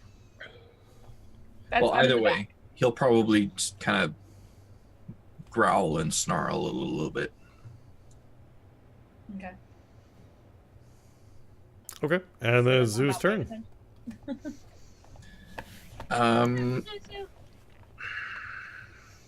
I don't know if these are like buffed up dudes or regular dudes. I don't want another dog incident. So I'm gonna preface everything I do with saying, if I ever strike the final blow, I'm gonna pull my punches on it so I don't actually kill them. Okay, so you're gonna use non-lethal damage? Yes. Okay, that's fine. So I am going to leap towards this guy here. And first thing we're going to do is... That'll hit. That'll hit him. Okay. Yep. So he will also take an additional 2 damage from that, and I will gain 2 temporary, or 2 to my AC. And also, as a bonus action, he is not going to get hit by that. Probably. No, he's not. All right, so what does it look like? What did you just do? So because Zoo is actually like quite short, he probably just leapt at the guy with hands and feet both out in front of him, kind of like clenched onto the front of the dude, and just bit down on his shoulder and tried to kind of tear away some flesh. Okay. And so you're latched on. You're kind of stationary, right? Yes. Okay, so I'm gonna give this guy advantage on his attack then. Yeah. So one of the other guys sees this and is just gonna kind of come and try to basically pummel the side of your head until your jaws kind of let go. So I've got advantage on this. So if the first one doesn't hit, I'm gonna roll it again. 15 hit your AC? Nope. Okay. And neither does a 10. Is your AC currently increased because of your armor? Yes. Okay. Because the defensive flourish that I used, it increased my AC by 2. Oh, okay. Okay. I was just making sure you've adjusted your AC back down for not wearing armor. Yep. Okay. It's normally 17. Okay. Without armor? Holy shit. Yeah. That's because you're a lizard folk, right? Lizard folk, okay. just like the turtles. Okay. Yep. Taka. All right, I'm gonna rage. I want to have some fun. Oh, someone's going out And- the door. Can whoop ass. And since I'm raging, I'm gonna just bring this up because this activates when I rage. It's not gonna do any damage to anyone because I haven't designated a target yet. But my storm aura is gonna kick off, and I'm gonna go over here next to my lizard friend. Are you clamped down on him right now? I'm probably still kind of holding on to him slightly, but I don't think my jaws will be clamped down on him anymore since my second attempt at biting him failed. Okay, so I'm not gonna I'm just gonna go ahead and swing my claws at him. Okay. Where is it? Right here.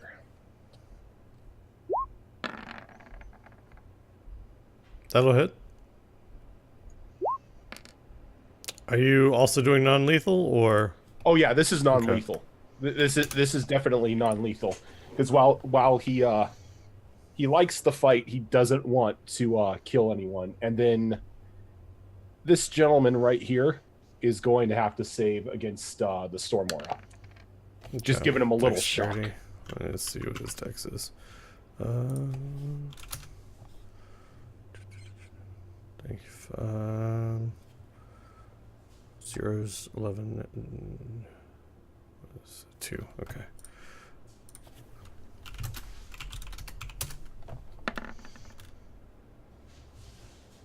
All right. So he met it. So he will. Does he take half as much on a successful? Yeah. Okay. On a success, he takes half as much. So Yes. -3. Spinner. You ought to know they're gonna get into shit. Come on now. All right. You got anything else? Nope. That's it. Okay. Ireland. Who I'm always going to say with an Irish accent, apparently. That's fine. It's fine. Ireland. I'm gonna scoot you in right here.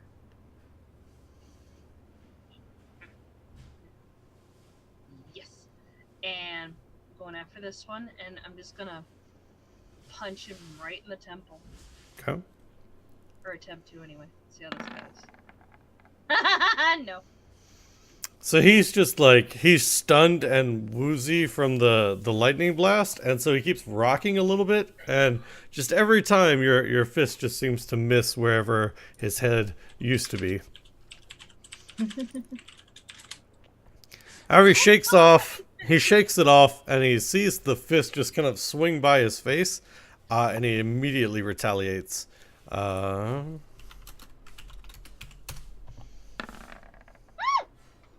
That will hit your AC, I'm sure. Ow! Not nice. And you'll take 3 points of damage from that.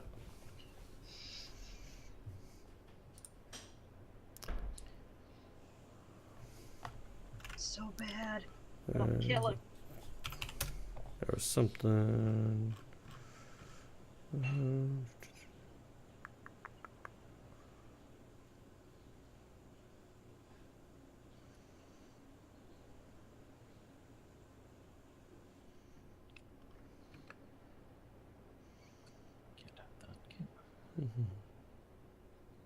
Okay. All right. Cool. And you guys can see more pirates kind of jamming into the hallway behind these four. Not really getting involved, but definitely watching the spectacle as you all begin to fight. He can't really get into anybody, so we'll skip him. Orias. Alright. I'm gonna wind up and see if I can hit this guy right. Where's the button? There it is. All right. There, square in the chest.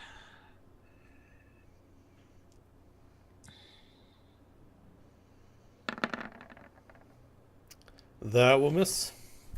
So he just kind of skirts out of the way of the punch as it's thrown. Let's see, who is this? Who's this one? Suzu. Since you were still on this guy's chest, he's or nearby, he's gonna basically try to do bring a double-fisted kind of punch down or knock into your head. It sat on that 17 for a second, and I thought I was going to be Does it. he still have advantage since I haven't moved since my last turn? Or because I was kind of stuck in one place essentially. Yeah, you are right there on him. Sure. Doesn't Not that help. I want him to hit me or anything, but fair is fair. All right, Jenka. Well, I had an idea of what I wanted to do, but y'all in the doorway and I won't be able to reach. So with that being said, I really have no choice but to kind of hang back and do some range stuff. Let's see here. What is in the room? Can I make a perception check and see if there's anything like a blunt object or anything that I could use either as a weapon or to throw? Sure.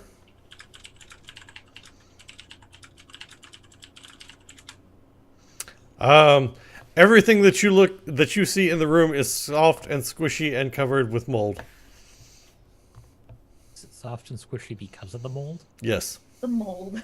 Throw mold at them. It won't do anything now, but 20 years down the road, they're gonna have money.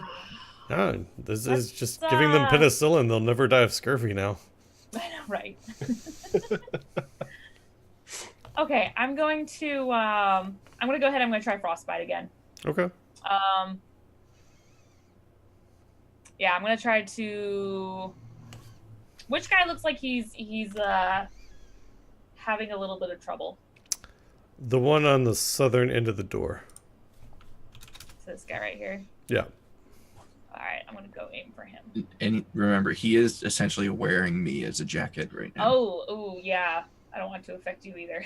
Okay, I'm gonna do the opposite guy. I'm gonna do that right next to him then. Okay. I don't want to hurt him just in case. So yeah, let's go ahead and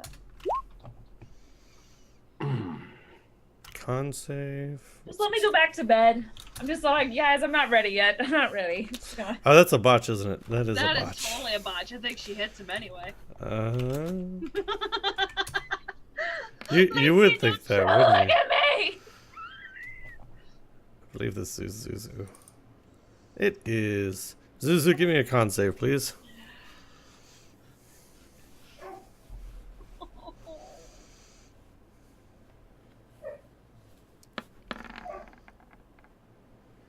Alright, so you do save. What does Frostbite do on a con save? No damage or half damage?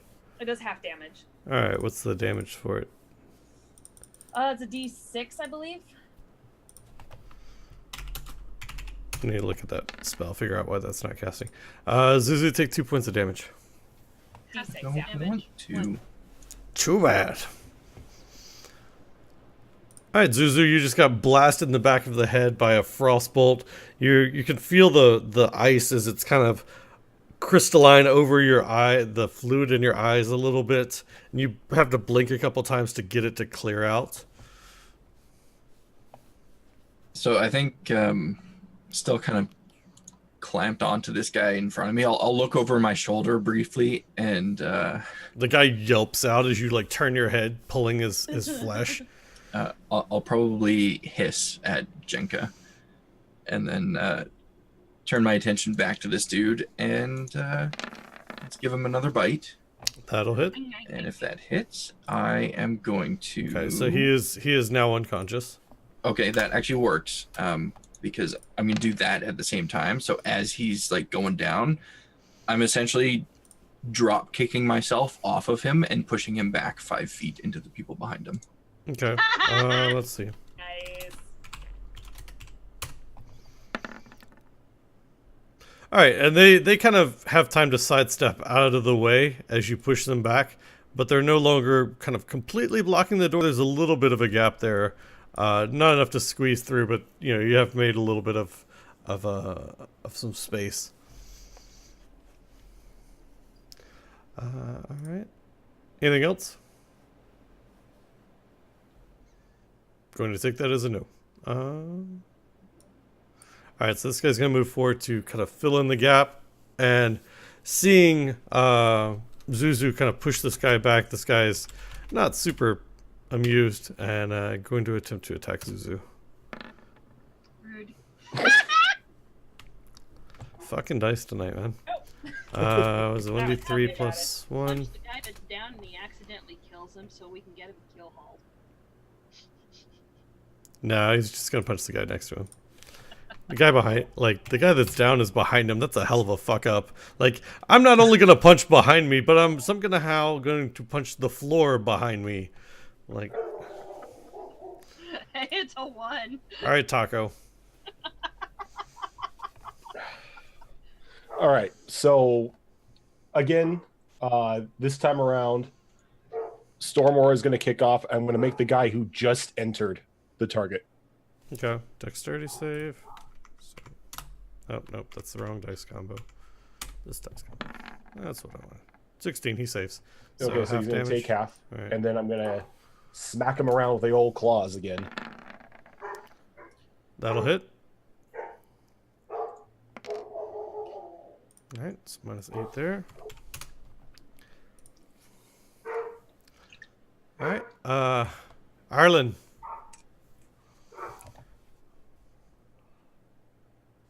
What are you doing, Arlen?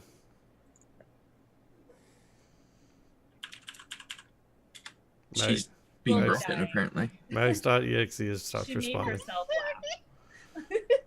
She Now made you- herself laugh. Don't read chat. Don't do it. Okay. I'm gonna try not to botch this one, and dude here, I'm gonna hit him.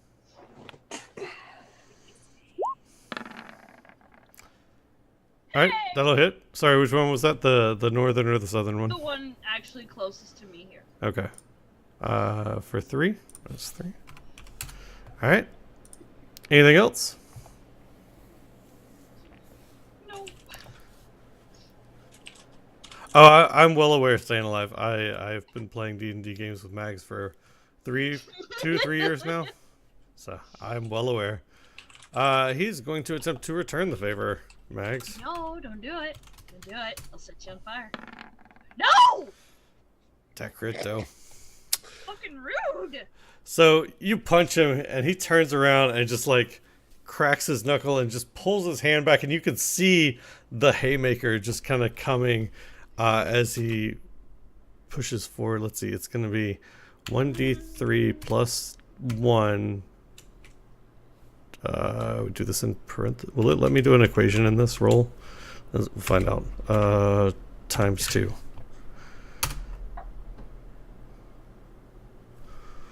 Squeeze me. There you go. You take 4 points of damage.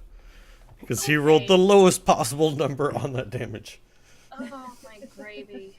Okay, so I've got a question about how this works. Okay, let me... As much as I really don't want to use this at the same time, that was rude AF. They started this. Let me open this and look at it real quick. Hang on. I think I have a descriptor in it. I don't. Basically what Hellish Rebuke does is whenever someone hits me, I have an immediate reaction to basically set something within 60 feet of me within my line of sight on fire, and they have to hit a dex save. Okay. Yeah. Basically, you're returning the favor. Basically, I'm gonna return your returned favor, sir, because that was rude AF. No refunds. What's the dex save number? That was something I wanted to talk about because I It didn't doesn't figure it say. out. Yeah, both me and Lacey were stuck on that one. It didn't give a dex save on it. Oh, you know what? I don't think. The save is based off of your spellcasting ability, right? Right, and they're Yeah, not it's- spellcasters. And given that this is an innate ability and not because we're warlocks, It's that's why. Dex. It's It's- considered a level 2 spell though. At level 3 tiefling. So, like in that case, I think it's 8 plus your proficiency plus the 2. So it would be whatever that is. So probably 14 or probably 12. Excuse Probably me. 12. Because 8 plus your proficiency bonus. Your proficiency bonus at the moment should be 2 plus your 2 for your dex bonus. Okay. All right. Your dex bonus is, or your dex modifier is 2, right? Yes. Okay, so it's gonna be 12 then. Okay, that's what I needed to know. Look Yeah. here. You little shit. He just kind of sidesteps, and you can watch as like embers on the board behind him begin to glow hot, and he just kind of smirks. Well, I mean, I still. I think they're have to roll. racist against tieflings at this point. Yeah, he's supposed to take half damage regardless. Oh, half damage regardless. Okay. Yeah. Yeah, so let me go ahead and roll that. Yep. Mother fudge snacker. Or just. All right, so he takes 4. And he just kind of like starts brushing his shirt off at that point. And then you realize that the pirate's clearly not beaten by really any stretch of the imagination. Grab their friend up, they kind of hoist him up on their shoulders, and they begin to kind of leave down the hallway towards the main deck. To which she gets a little indignant about that. It's like, you started that, you come back here and face it like a man! And I think Zoo would probably put himself between her and them at that point.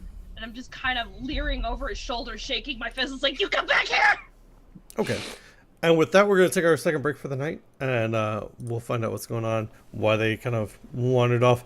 When we get back, you guys who are watching us at home, thanks for hanging out. Even if you're watching us not at home, wherever you happen to be watching us, thank you for hanging out as we play some D&D and get into our first session for Keelhauled.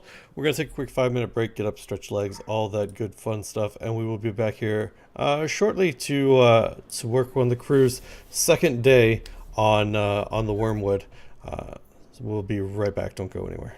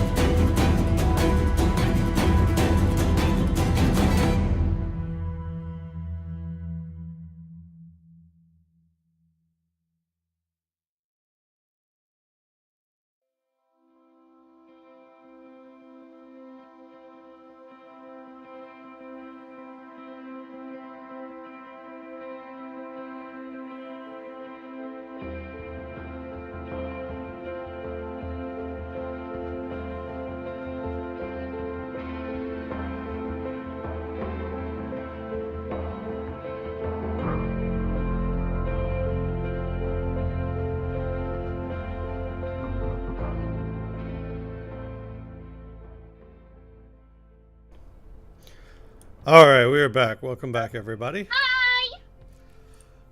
So the 4 pirates that you got into a scrap with She did it. drag their comrade away and kind of rush towards the main deck. The rest of the pirates that were watching kind of give an aw and then follow. I'm just gonna punch the pillow really quick out of frustration, and then just kind of Is that what we're calling it now? The moldy pillow.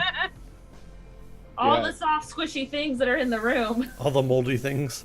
Toka's gonna go stomping after them. Okay.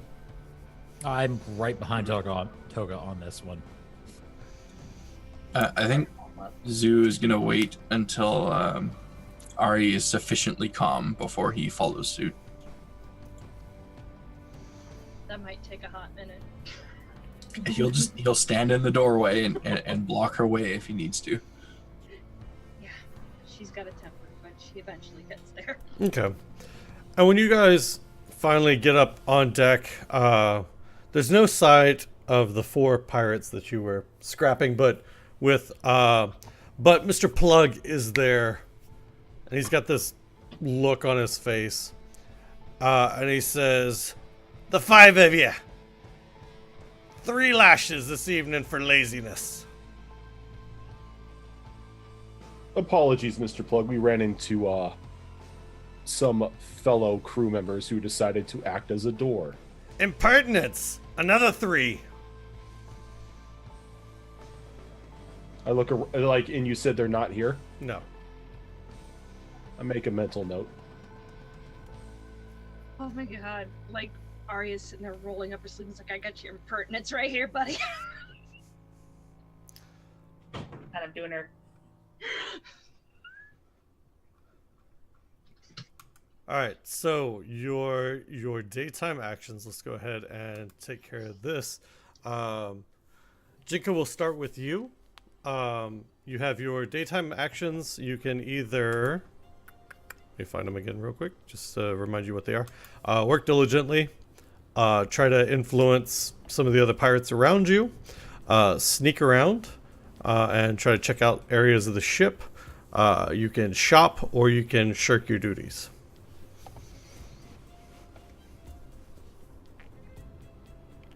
How deep do I want to dig my hole? Yes. God. The answer is yes. You know Remember, what? you made a promise. She did make a promise. She did make a promise. And I will give you guys this too. She's gonna be diligent, but at the same time, she's gonna be on guard, kind of looking around throughout the entire day, seeing as she's moving around the ship if she can spot any of the guys that encountered them before and do her work diligently. Okay. So you're going to work diligently. Go ahead and give me a perception check, see if you can spot any of the pirates that you ran into this morning. Come on, baby. Mama needs a good roll. No.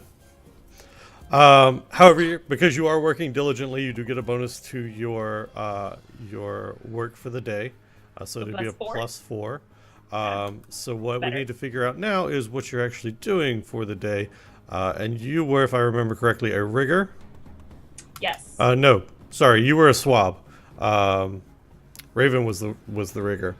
All right. You didn't get a job because you were in the Oh, that's right. I That's wasn't in right. I was in the hot box. So you are definitely a swab then. Go ahead and give me a d6.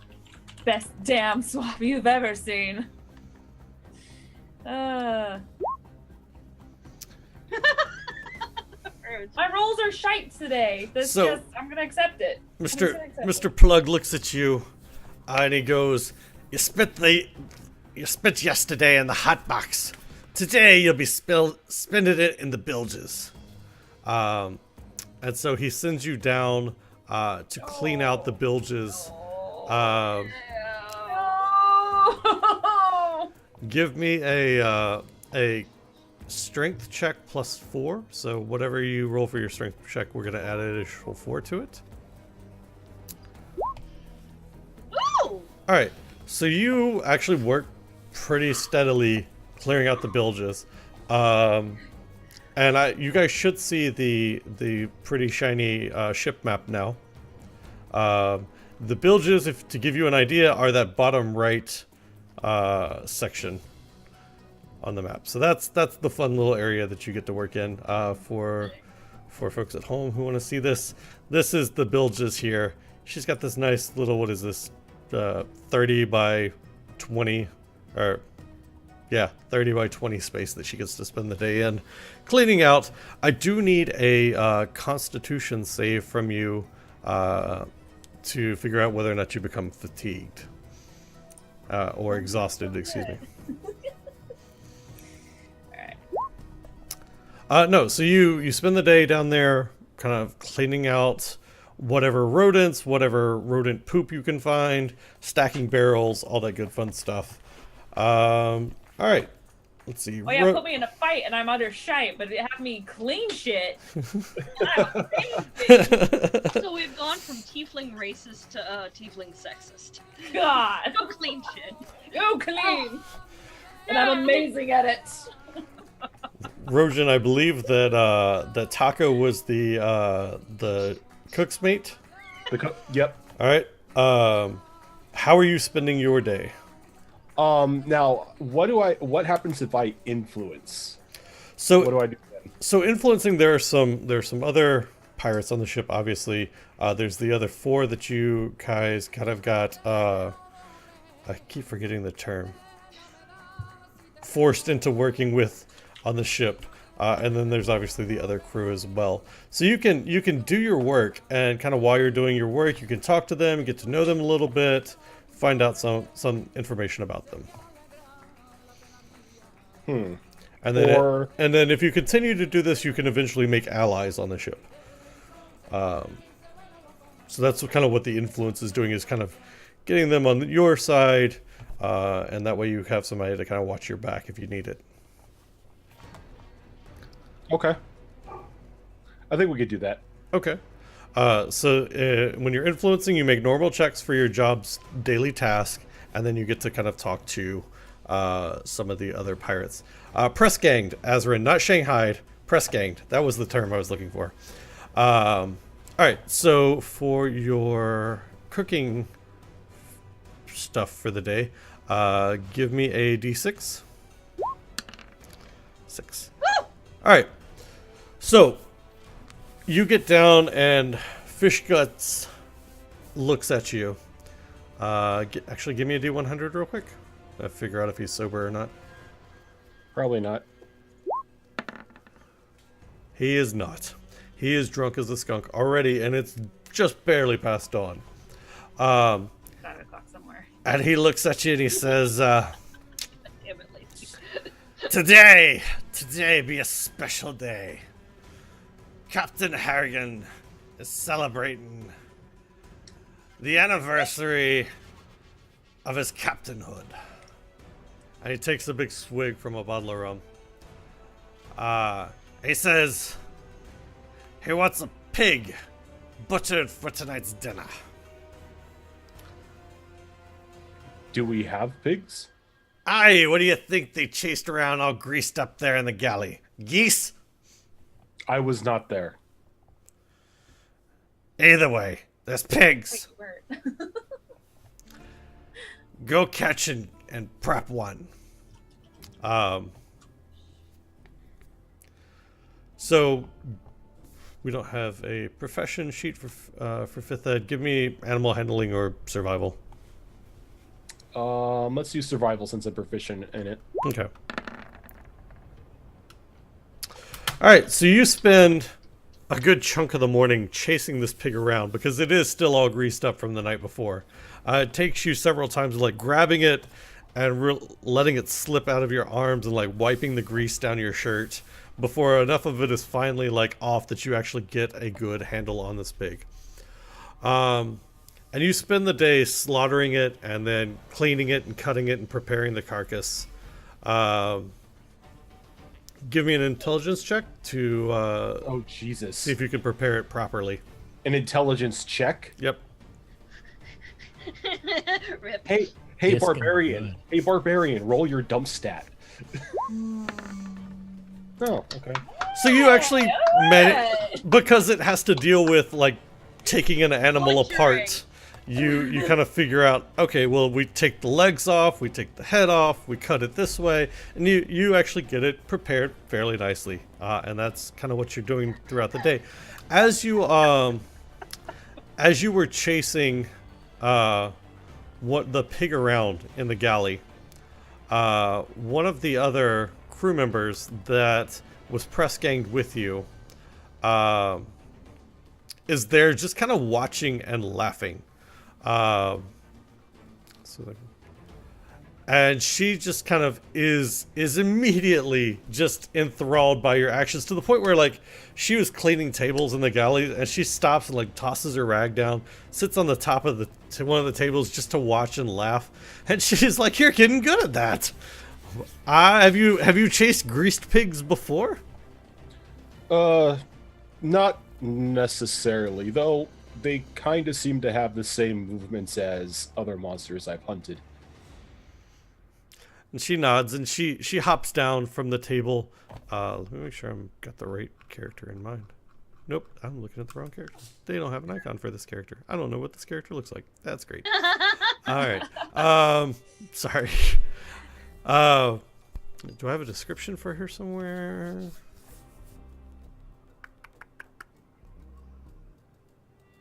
Nope. All right. So, do I even have it fucking... I don't have anything for her, do I? I don't have stats or nothing. That's super not fucking helpful. Okay.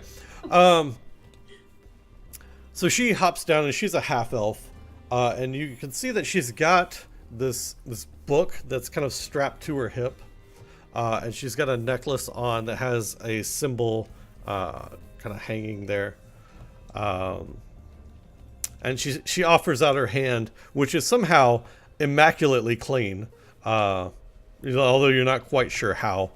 And she says, "My name's Sandra."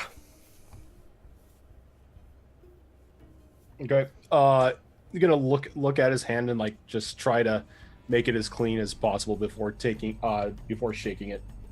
As she shakes your hand and looks down at the grease and just kind of wipes it on her pant leg. And she says, "So you got brought on the same time I did, right?"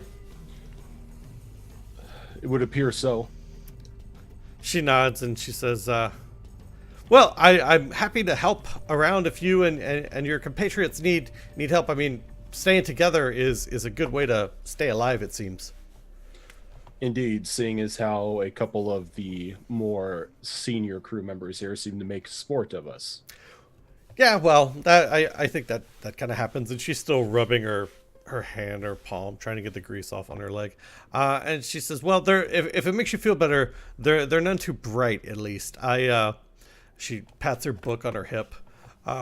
She says, "I got my things back from the quartermaster, convincing him that a terrible curse would fall on him if he held onto my holy symbols if they were in the wrong hands." Oh, you're a cleric. She nods. She says, "I am," and she holds out the symbol, and it's this. It looks like a sun, but the rays would be kind of tentacle like. She says, "I am. I am. I follow Besmara, the pirate queen." Is that Mesmara or Besmara? Besmara.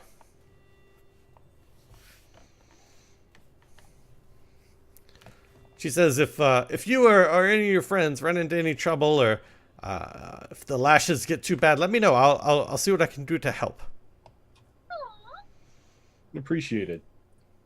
I'm Toka. I don't have any sort of fancy power like that. I'm just not good for punching things, or hitting things, or killing things, or in this case, cooking things. She nods along, and of course, now that I've described her, I find the actual page that her shit's on. I wasn't far off. She was a female, or a human female, instead of a half-elf female. So I did all right. I'll take it. You had a 50-50 chance. There's a bunch of races there. It was a little better than 50-50. But anyway. He was half right. Oh, I see what you're saying. Half he elf. caught All on, right, he caught on. got it. It's like no, there's like 20 some odd races now.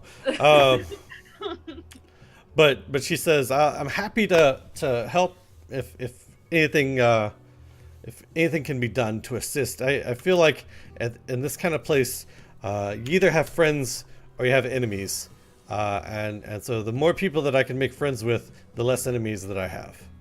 Friends are preferred. And she picks up her rag off the table. She's like, "Well, I'm gonna get back to this so I don't end up getting any lashes." And she goes back to cleaning. All right, Arias, you were rigging, if I remember correctly. All right, what are you doing for your daytime action? Are you working? Are you shirking your duties? What are you doing? No, I'm gonna work diligently. Okay. All right, go ahead and let's figure out what your actions for the day are. Go ahead and give me a D6.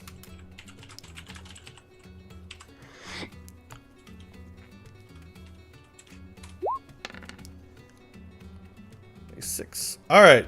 So, Mr. Plug looks at you, and he says, "Today, we're gonna put some meat on your bones. You're gonna work the mainsails."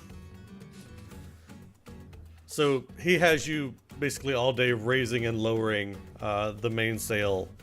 So go ahead and give me a strength check.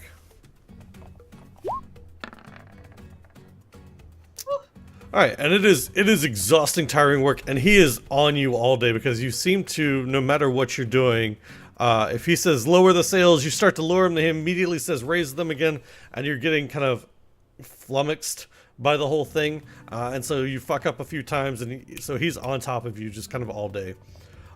Give me a Constitution check real quick. All right, and so you do have a point of exhaustion just from the way that he works you all day that day. HP Fox, what is Zuzu doing? So that other guy has to do my job today. He does. You're right. Oh, it's But true. I'm actually going to help him in doing the job. Okay. Let's see. Did I give you a description of him, or did you just say some guy? I think it was just some guy. Okay, good.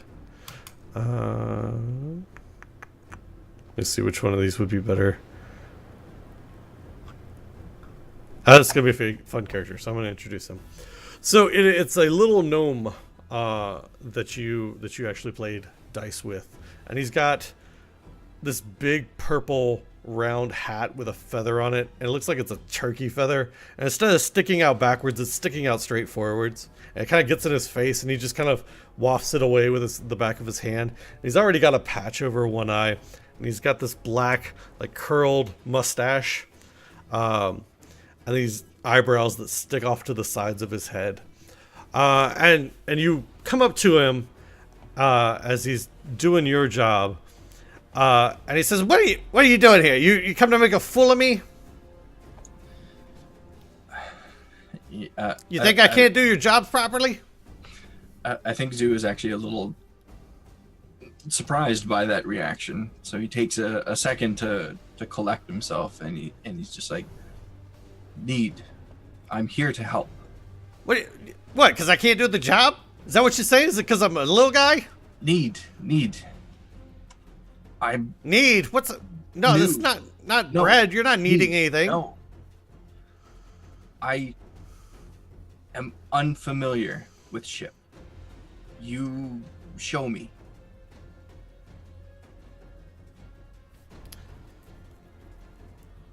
Show you the ship. You're unfamiliar. What? What are you? What are you, a woman? Do I hear this?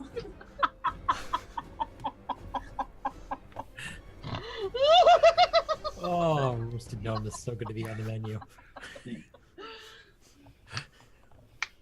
Kind of tilts his head for a second, and he's just like, I do not understand. Are you a female? What are you? Iguana? No. Need. Lizard folk. Well, I can't tell lizard folk apart. Are you a lady lizard folk? Is that why you don't know what you're doing? What does it matter? Well, I was just curious. I'm not lady folk. Okay. And he just shrugs. And so he's let's see. Roll me a d6. Let's see what your task was for the day.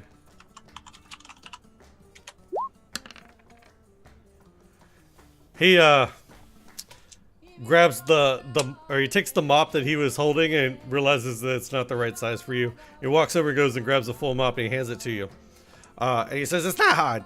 You take the mop, you put it in the bucket, you swish the water around on the floor, you put the mop in the bucket, swish the water around on the floor. It just sucks." Doran, I understand how to clean. I am not familiar with ship. I mean, it's new ship. Yeah, new ship, but it's the same as all the other ships. It floats on the water. Old ship, smaller. All right, so it just means that there's more for you to mop. Still the same concept. Understood. And so he goes back to just swabbing the decks, not really paying attention if you're doing it right or even doing it at all. I think,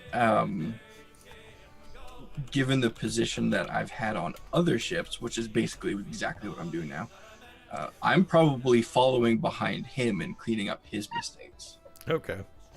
Go ahead and give me a strength or constitution check to see how well you guys do.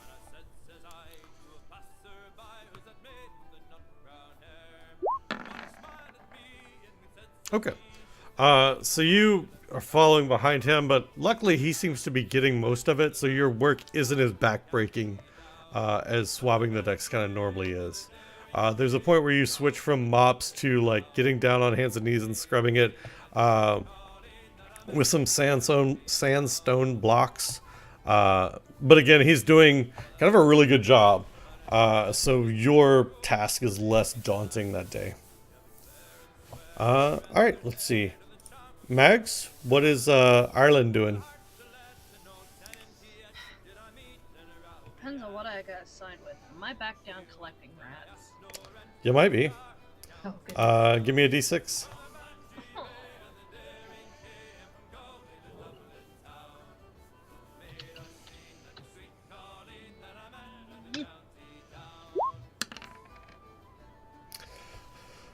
So your job for the day is assigned to you is hauling rope and working on tying and untying knots in the ship's ropes, moving kind of heavy coils of rope across the ship's deck from one part of the ship to the other. Well, this gives me a chance to explore. Okay, so you're going to do some exploring while you're working? Oh, yeah. All right. Let's see. So go ahead and give me a, let's see, what we need for ropes is going to be strength or, yeah, strength check. Oh, lordy. Okay. Ah, was it the one? All right, and give me a constitution save. That was the one. So you are going to take a point of exhaustion. Actually, I'm tempted because you botched that to give you 2. Actually, I think I will. So you're going to take 2 points of exhaustion. Where's my exhaustion at? 'Cause I'm not seeing. It may not be on the sheet. It may be a thing that you just have to keep track of somewhere else. Yeah, it's not on the sheet. I got it. I've got index cards. You can actually probably just add it as a resource right under flaws. This is easier. Okay. 2 levels is going to give you disadvantage on any ability checks, and your speed is going to be halved. Oh, she got 2? Ooh. Yeah, because she botched her constitution save there. Yeah. You did say you wanted to sneak around and explore some of the ship? Just a little bit. Okay. Make normal checks for the day's job, which we did. which area of the ship are you wanting to explore? So you have, if we're looking at the ship going from top to bottom on the map there, on the, let me pull up the ship blueprints, wherever those happen to go. So the upper deck is that top image, and there you have the left and right, or the stern and bow areas that you can explore. Yeah. The second image down is the main deck. You have the stern and bow areas again that you can explore.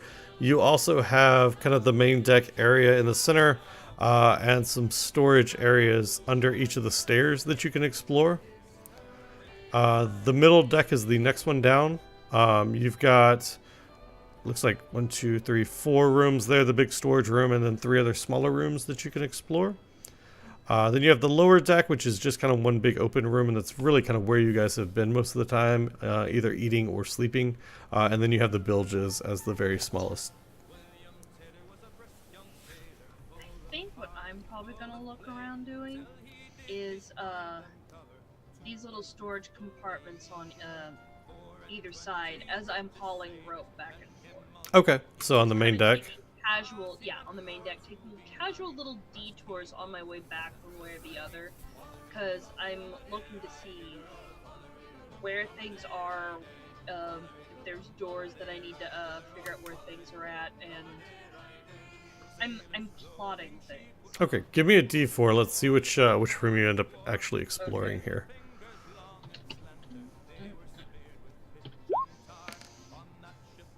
Okay, so that's what. Alright, so you kind of poke your head into one of the doors under the stairs, looking around trying to figure out what's actually, where. And let me check and see if this is...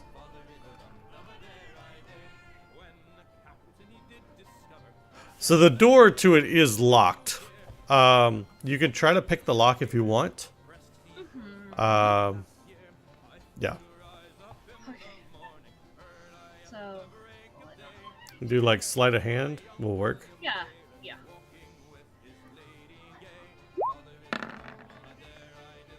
Oh, this wasn't working. All right, so you get up to it, and you've got that big heavy coil of rope, and you've pulled out the lock, and you're trying to mess with it. But every time you do, the coil starts to slip down, and you realize that if this hits the deck, it's going to cause a bunch of attention to get pulled to you. So you note that in your head that, all right, there's this locked door here. Maybe I can come back and investigate it later, and you just kind of continue on with your day. All right, and so I think that was everybody's day job taken care of. Did I miss anybody? I think I got everybody. Okay. So you work all day until the clouds kind of gathered their darkness and begin to hang high or low in the sky, and the sun finally sets. And you hear the bell go off to stop working for the day. And then from there, words. I'm getting used to how the days flow. From there, it is the crew all amasses as the bell rings. You all pull back from your workstations, whether they be in the bilges or in the ship's galley for prepping the pig. And Mr. Plug comes out and along with some of the other pirates, in turn grab each of you and bind your hands around the main mast, as it is time for what the crew calls the bloody hour, which is the punishment of anyone who may have acted out that day. Are you guys struggling and fighting back, or are you just gonna kind of take your lashes? You guys were late, or at least Mr. Plug thinks you were late. Poopers. Okay. According to him, we were. Do we see the people that blocked our way in the crowd anywhere? Give me a perception check. I was actually just gonna ask that. Yeah. 18. Yeah, you can see them kind of standing behind Mr. Plug, grinning, just kind of looking around him and maybe over his shoulder a little bit.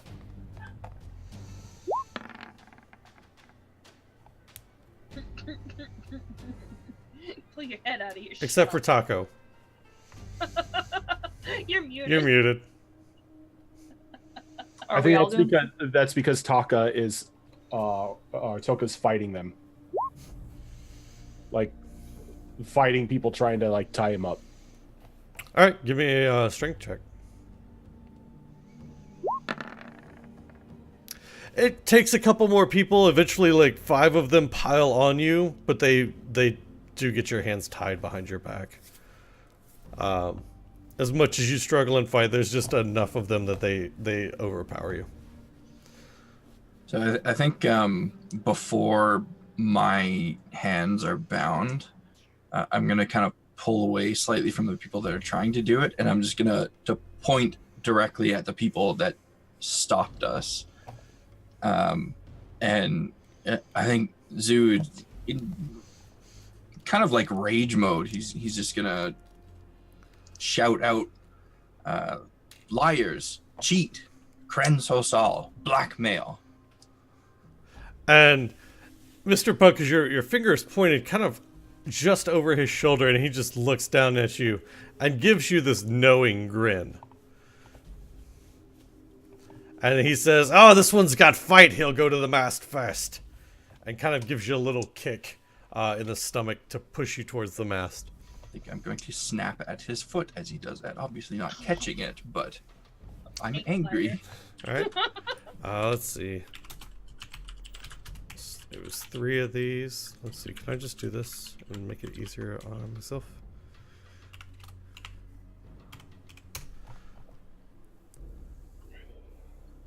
Yeah. So Zeus is gonna take 3 lashes from the Cat of 9 Tails and 12 damage from that. Is anybody else fighting other than Taka? Or is everybody else just kind of going along with it? I learned my lesson, but I'm just gonna be staring at the guys, specifically Mr. Plug, the whole time, just giving him this awful glare the whole time, and just go with the flow. All right, Jinka, he kind of smiles as you get tied to the mast, and he says, "Seems you're beginning to learn your lessons." Because since you didn't struggle or anything with him, he still gives you the 3 lashes. You take 9 damage from it. He would like to think that, wouldn't he? Who's going next? Or is anybody else struggling, rather? We're gonna fight this. Nope. Okay. I keep spacing on the pronunciation of your character's name. Or it's not Orion. Arias. Arias. Starting to get it. Arias, go ahead and take 12 points of damage as he kind of ties you to the mast and gives you your lashes. He doesn't actually say anything to you other than really just like, "You're capable of working harder. Work better tomorrow." Because he was the one that supervised you and was just like on your ass all day. Alright, so that takes us down to Taka and Arlen. Taka's still fighting. Is Arlen struggling at all? No, but she is giving the most uncomfortable smile. Like, it's gonna come back and bite you in the ass. Look on her face while she's looking at the 4 guys that caused them all their problems. Okay, and Mr. Pug likes seeing that spit and that fire in you, so he actually goes a little bit light on the lashes, and you can almost feel like he's pulling his punch a little bit. So you're gonna take 6 damage. Taka, as he finally watches as it takes 5 or 8 guys to actually get on top of you and get your hands bound, and he smiles as you walk up. And he says, "I like seeing that spirit in you, but you're still getting your lashes." Be gentle. Taka's going to take Gentle. 24 Where is points he of damage. lashing me? It's across the shell. So I'm actually going to give you, let's call it reduction of 6 of that. So take 18. Okay. Because it is across the shell the first couple of times, and then he realizes that that's not having any goddamn Nope. effect. He's not smart. I don't think this through. And then he moves his lashes to the backs of your legs and the tops of your arms, where they're exposed as you're bound around the mast.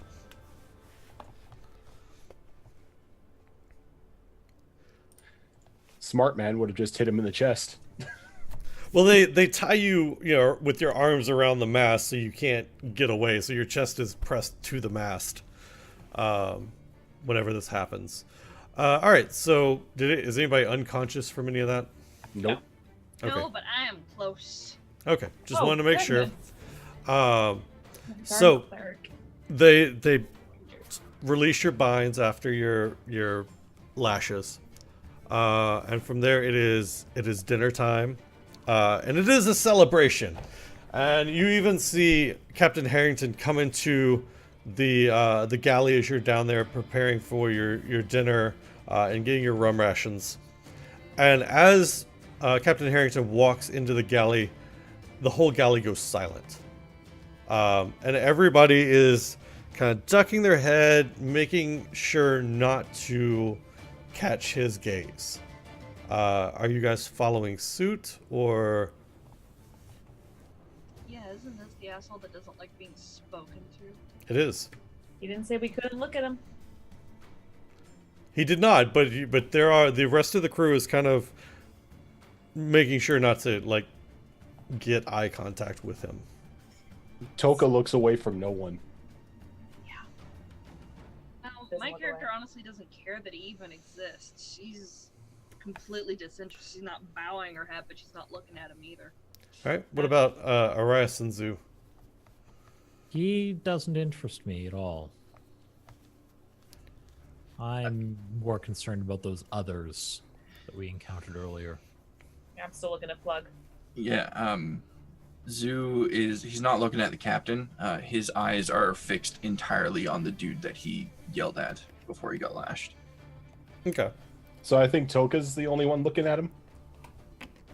I think so. So Captain Harrington catches Toka's eye, and he walks over to the table where Toka's at, and I'm assuming you five are sitting together. Mm-hmm. Uh, And when he walks to the table, I give him a respectful nod. And he sits down, and he looks at Toka, and he says, "It's a celebration. I understand that you cooked this fine beast for us this evening." And knowing that he doesn't like to be talked to, I just give him a nod. He says, "My compliments, thank you. Our fish eyes is usually too drunk to throw anything worth a shit together. Appreciate that. Have an additional rum ration." And he slides, it's like a wooden nickel kind of thing, but it's got the ship's crest on it. And he gets up and leaves. So, it is night. You guys can take your evening ship actions. As a just reminder, you can either go to sleep, you can go gamble, you can go entertain some of the pirates and the patrons there. You can attempt to influence some of the other pirates. You can sneak around, or you can attempt to steal something. I'm going back to that locked door. Okay. Do you have any thieves' tools? I did before they got taken. Okay, those would not have actually been taken from you because they weren't seen as a weapon or armor. So you still have them. Okay, so go ahead and give me a sleight of hand with advantage.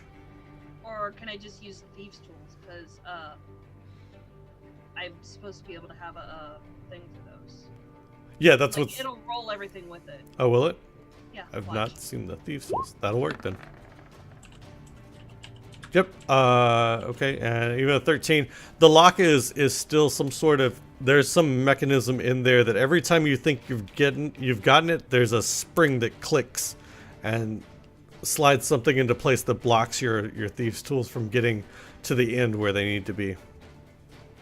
And I'm gonna let it go before I get in trouble. So I'll be back when I feel like fresh. Okay. Yeah. All right, that'll work, and we will count that as just stealing. Okay. So. All right, I'll tell you that when you sleep. All right, what else is everybody doing? I'm going to influence again. Okay. Are you looking specifically for that cleric whose name I've already forgotten? Sandra? Sandra, yes. Yeah, I'm going to look for her, specifically so she can take care of Ari's wounds, seeing as how she seems to have gotten the worst of it out of us. Okay. And as you find her, she's finishing up like her grog, and she looks at you and she says, "Are you okay? I saw the lashes that look terrible. How are you holding together?" I've had worse. He's got a shell holding him together. Thankfully, Plug didn't realize that you can't whip a shell. She says, "Yeah. Like I said, they're not the brightest bunch. Apparently, they're a little quick with that whip, but not too bright." Unfortunately, one of the smaller pups took quite a beating today. Yeah, I saw that. Do they need some help, some attention? It would be appreciated. Okay.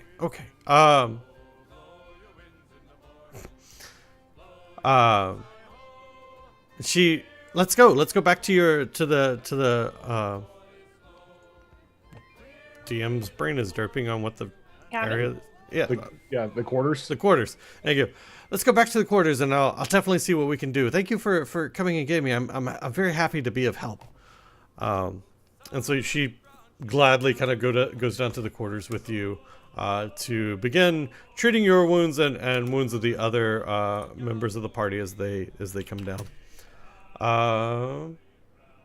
What's Jinka doing for the evening? Gonna go influence. Go influence? Okay. You looking for anybody specific? You haven't really kind of made any friends yet on the ship. Are you just kind of going and looking around? I'm going to see if I can find someone else that was here the same time as us. Okay. One of the newer crewmates. One of the new recruits. Okay.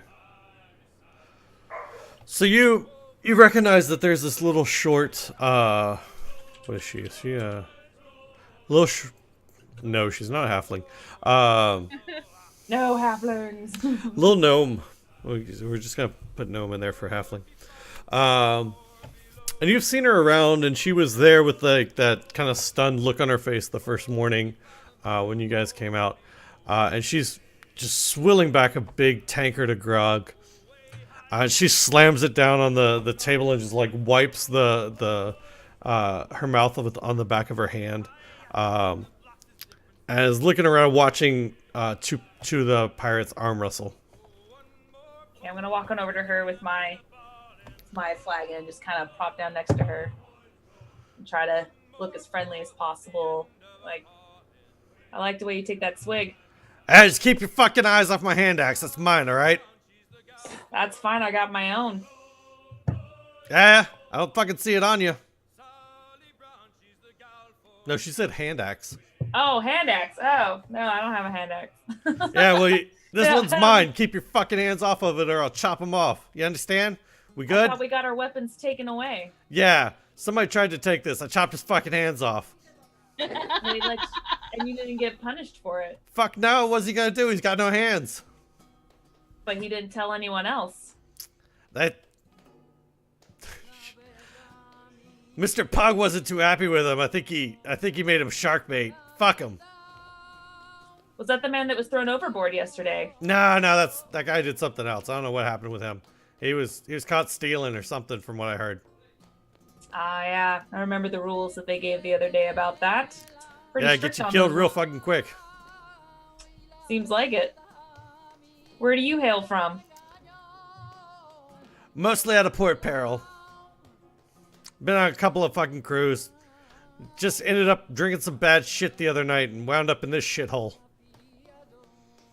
Yeah, not the brightest bunch we fell into, huh? No, they're really not, but, you know, what the fuck are we gonna do? We're out here in the middle of fucking ocean now. Can't swim back. No, but wouldn't it be nice if we got the fuck out? I don't know, I kinda fucking like it here. So far, nobody's giving me any shit. Well, not with that hand axe, I'm sure. I'm sure that has a bit to do with it. So what have they got you doing then? With just weapon in hand? Just the basic shit. Fucking cutting ropes, fixing sails. Not bad. You're pretty strong, aren't you? Yeah, I got my moments. Don't judge me because I'm small. What the fuck's wrong with you? Tiny but mighty. I respect that. That's right. I like you. Give me a drink. Go give me a drink. Do I have anything to go get a drink, or do I just go get a drink? You can try to go get a drink. Okay, I can go try to get a drink, see if I can get myself one too. Alright, so Fish Eyes is there, like, monitoring the rum rations. He sees you walk up and he just kind of shakes his head at you. Because he's drunk, is there any way I can try to maybe sneak a ration? Oh yeah, you can do that. Give me a stealth check or a sleight of hand. I don't know what the frick I'm doing when I've been just shit on my rolls, but I'm gonna do it. All right. Yeah, so he's like realizing that his bottle of rum is empty as he's trying to like chug down air, and he's looking at it confused, like patting the bottom of it. And while he's distracted, you can sneak around and grab 2 pints. All right, so I'm gonna set one in front of her and kind of half it up and go, cheers. And she cheers and she says, "You're pretty good at that. I wonder if you can get my fiddle back." Are you a bard of sorts? Yeah, I tell some stories. What's it to you? Actually, one of my friends is I a bard. completely Is that- lied. I completely lied just there. No, I'm not. What the fuck? Do I look like some pansy little bard? Fuck no. Were you a musician then? No, it just has family value. Is it old? Yeah. Sorry. Okay. Yeah. Do you know where they took it? Where they tucked it away? Fucking that quartermaster cutthroat Grok or whatever the fuck his fucking name is has it, won't fucking give it back, the little shit. Are you talking about that fucker Plug? No, not that guy. He's fine. He doesn't bother me. Fucking cutthroat dickhead in the quartermaster like fucking won't give me my fiddle back. I think it kind of scared him a little bit when I got mad he wouldn't give it fucking back, little bastard. Why won't he give it back? Just because it's yours? Cause it's there, cause he's fucking scared of me, little shit. Well, after the act you did earlier, yeah, I would not blame him. Oh, fucking fuck. What if me or one of my crewmates were able to get it back for you? I'd be really fucking appreciative of that. That'd be fucking fantastic of you. If we were successful, is there any way that maybe we could become allies if I ever needed some help? Hey, you get me my fucking fiddle, I'll do something for you. That's fucking fair. I'm down. I like this idea. Fair enough. All right. Cheers. We have a deal. So the description of her is, where did I see it at? I'm not done with her yet. Okay. That's the shortest ball of anger I've ever witnessed. She is. Getting DeVito when he's upset? So the description is short but fierce. Rosie Cuswell has more muscles than most of the crew and a fouler mouth than all of them put together. So. Oh my Well, she definitely fits her surname. That's right. It's almost as bad as that other gnome that Fox What are you, a ran woman? into. Yeah, it's like, get together and just make little Napoleon monsters. Why does the ship have like the angriest gnomes available? That's apparently who hangs out in ports. Hey, It's just like, angry gnomes. do you think anybody's gonna want to contend with angry gnomes?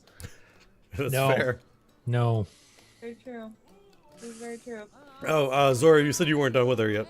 Oh, I was just I mean, you already gave it away, but obviously my character doesn't know this. But after she goes cheers, I'm just gonna be like, "What's your name?" She says, "I'm Rosie. Rosie fucking Cuswell. Well, Rosie fucking Cuswell, I'm Jenka Rubach. Nice to fucking meet you." Yeah, pleasure.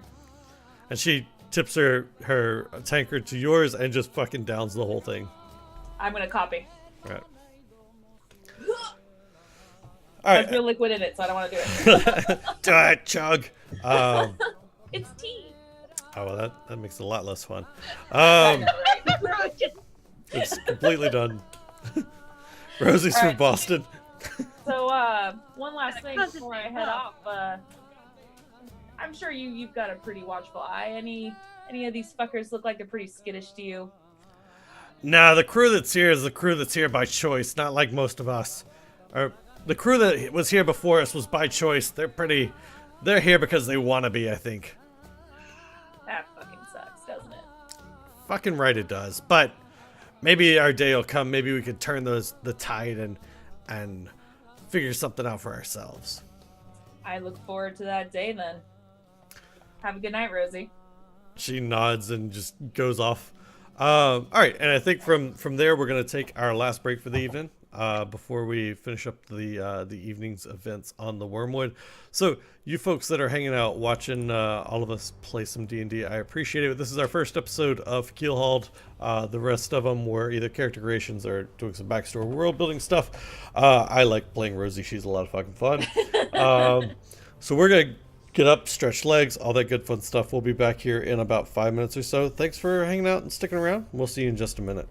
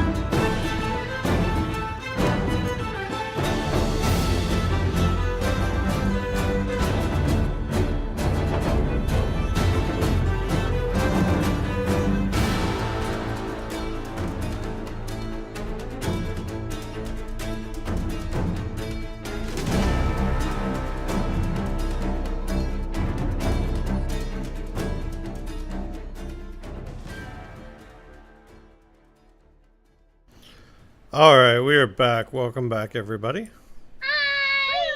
Hi. Well, hey there, don't you know?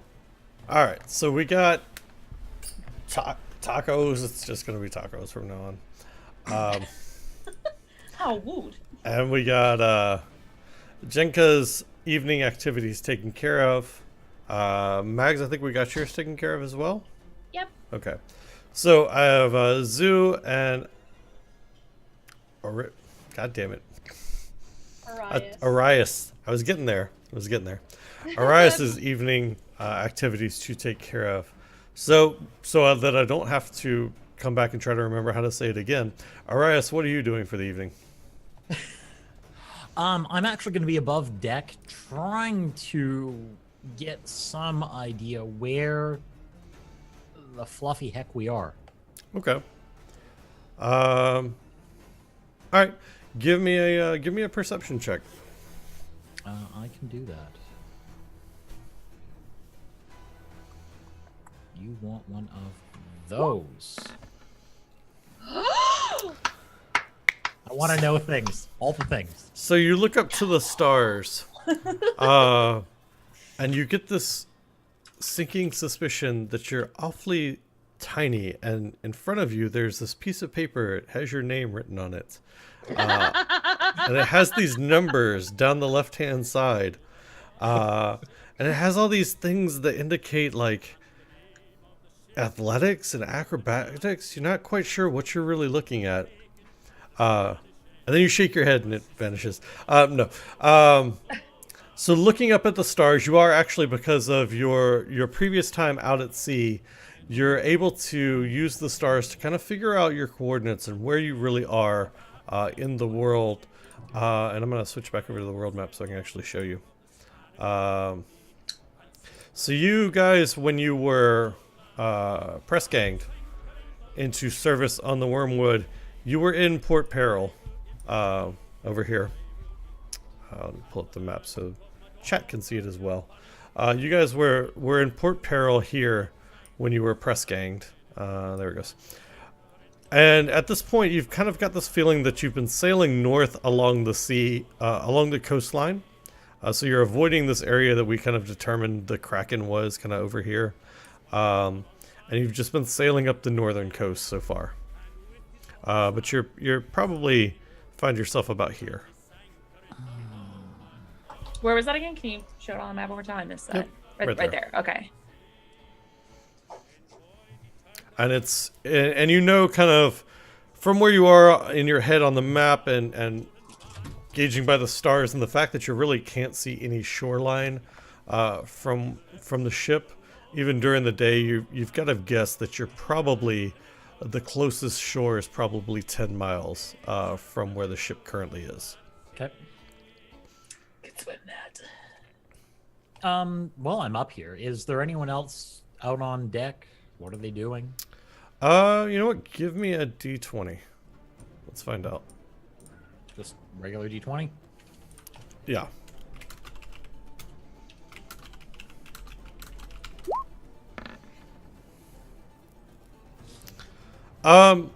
So there's a couple of people that are up on deck doing kind of drinking and talking. The lanterns are lit, so you can still kind of see the folks that are there. In fact, there's somebody of note. I just need to go find his description real quick. Let me see. This is... So I'll make sure that I don't call a human a half-elf again. We're half right. That's fish guts.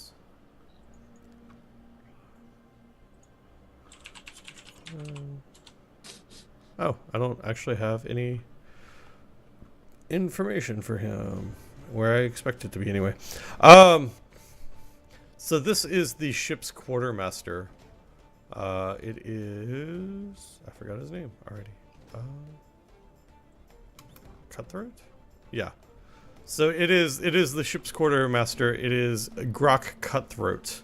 And you can see him checking the doors on the undersides of the stairs. and ensuring that all of them are secured and locked.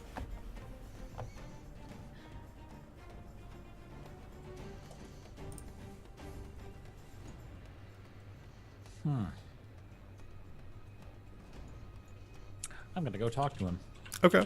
I'm going to go see if I can find out where we're going. Okay. So you're walking up to him. What are you saying?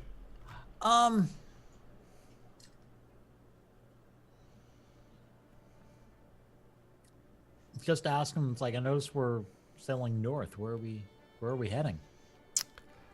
He shakes his head and he says, "Don't know. Captain keeps that info close to his chest." So he doesn't even trust you with it then? No, the captain trusts very few. But he's been a good man as far as pay and taking right good care of me. So don't question it. I had no intention of doing so. I'm also going to inquire about the group we encountered earlier. Okay. Who are they? Give me a persuasion check. Persuasion.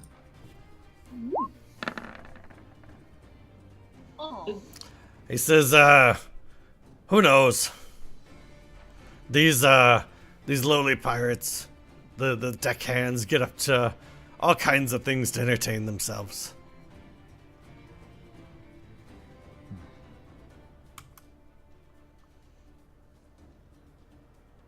I'm just going to stay up on deck, take note of what people are doing. Okay. All right, Zuzu, what are you doing for your evening actions?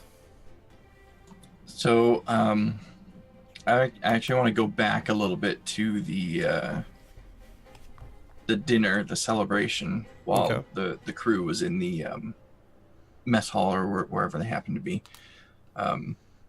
Zoo is going to kind of wait until everyone has finished eating, but there's still a sizable crowd in the room, and either the captain as well or some of the officers.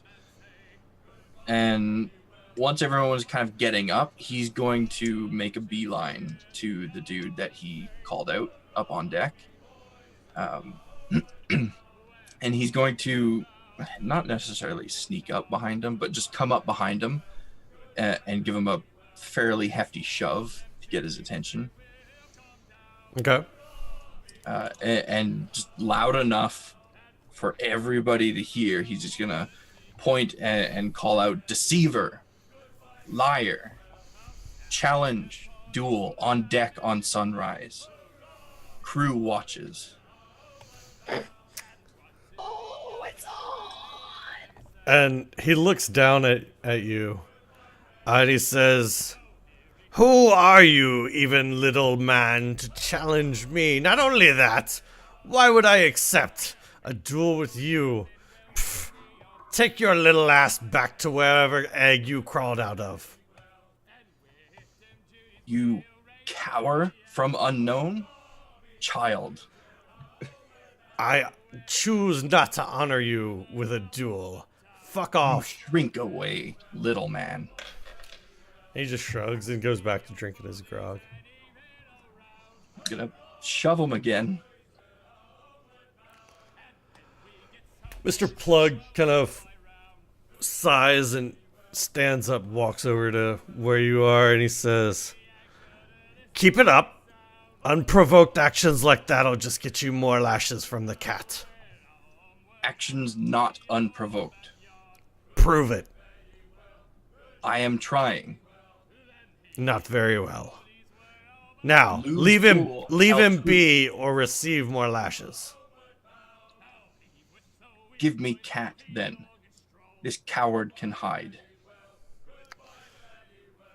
3 more lashes for you tomorrow at the bloody hour. And I think I'm probably, I assume this guy's got like a mug of rum or ale or something. I'm gonna Oh no. knock it over, Yay! Yay, And- rebellion! and start to leave. 5 more lashes for that outburst. I want to swear at him, but dragons don't really swear. It's Well, they do unfortunate. in Draconic. Well, he's probably heard us swear around him. Yeah, but it's not really something Probably that gonna say Just Like- just like hang out out- with Rosie for a little bit. out of character. I would be swearing at this guy right now, but Would it then be like broken swearing, like you're just using random swear words thinking it's insulting? You ass of hat. um, You You wear your hole mother's of butts. ovaries around your neck. I think either way, even though the duel wasn't accepted, Zoo's pretty satisfied because the guy, he refused it in front of the entire crew. That's awfully cowardly. All right. All right. So all of you take the effects of a long rest.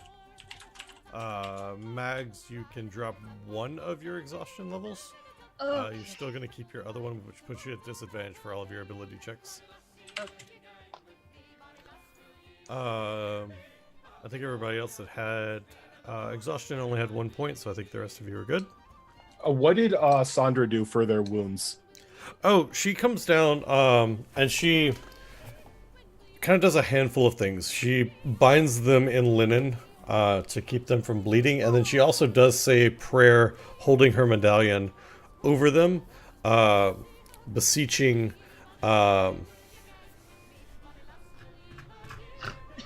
have too many names going through my head to remember the name of this goddess. Besmara. Besmara, thank you.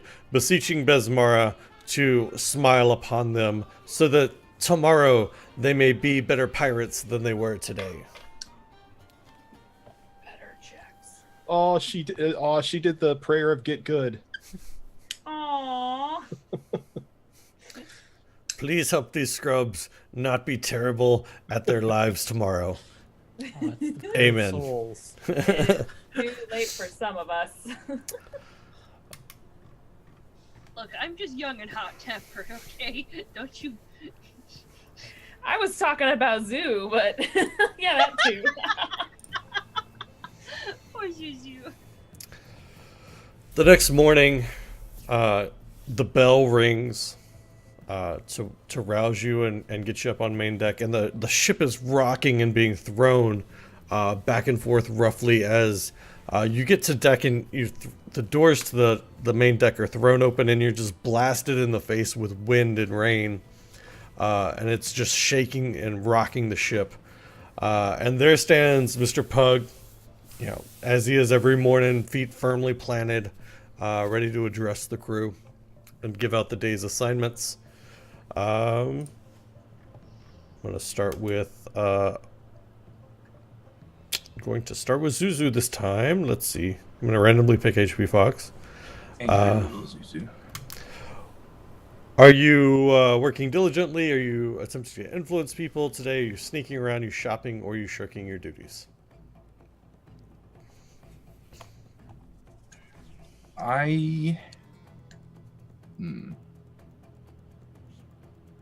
I've got some lashes coming my way, so let's not aggravate that too much. I'm just gonna work diligently. Okay. And you were a swab, if I remember correctly. So give me a d6. Mr. Pug comes up to you, rain just kind of pouring down his face. And he says, you got lashes coming this evening, but that doesn't mean that has to be the worst part of your day. Down into the bilges with you. Go catch me some rats.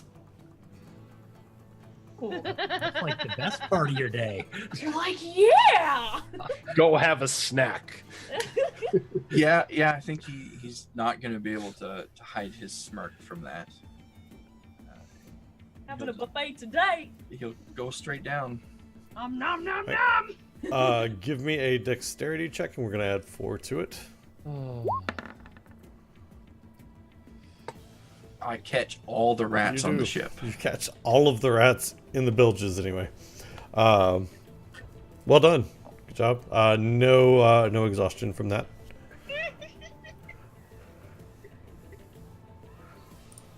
Orisis? I fucked it up again.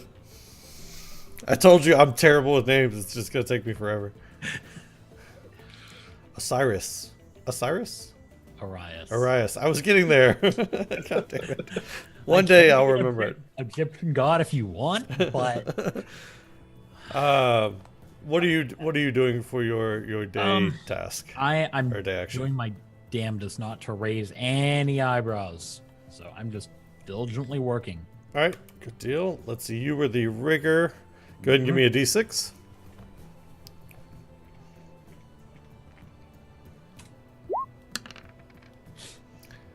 Mr. Plug looks at you and he says, "This storm, we can't see shit.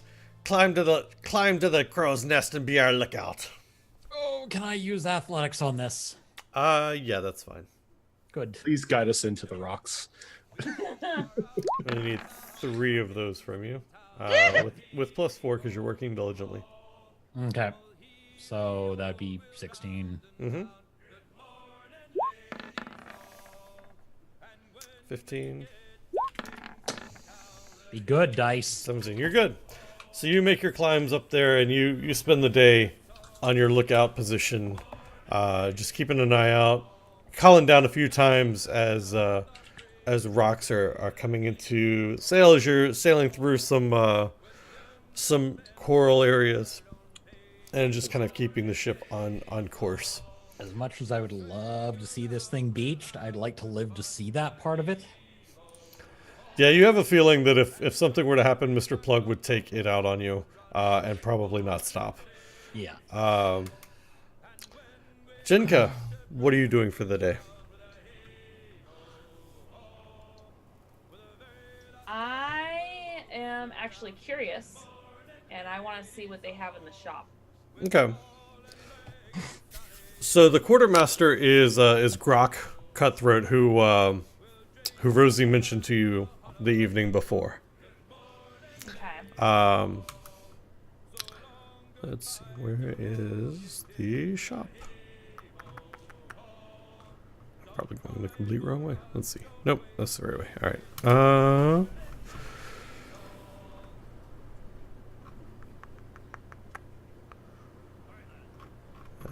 And there it is.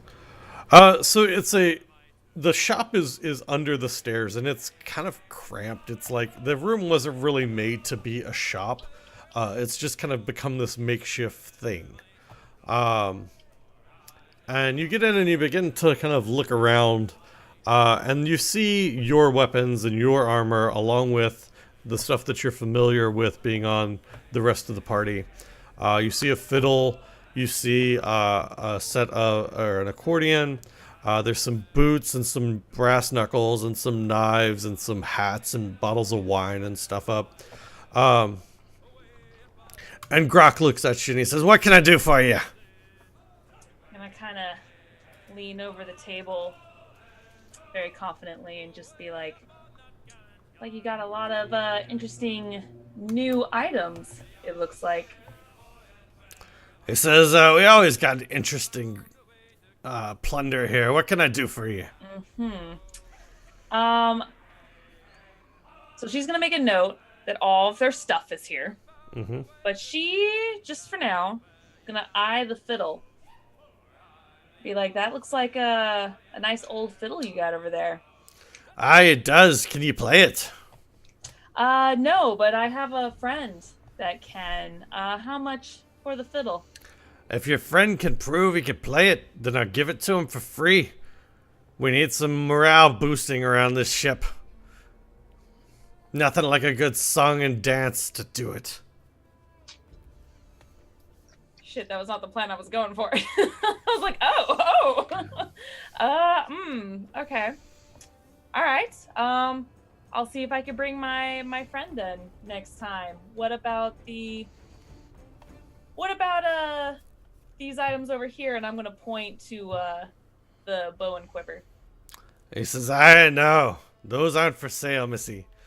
Those be only for handing out when the captain orders." I don't know what accent this is. It's clarity. It's not New Jersey, so I'm happy. New Jersey. Why do you have them out then, if they're not for sale? So I can keep an eye on them, make sure some lowly lowlife hasn't run off with them. Wow, lowly lowlife, really? They're pirates. Yeah, apparently.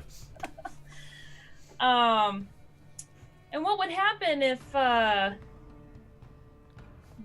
were to somehow persuade you to have that weapon in my hands? He says, you see the young boy got tossed over the ship in Keelhauled a couple days ago? Aye. Aye.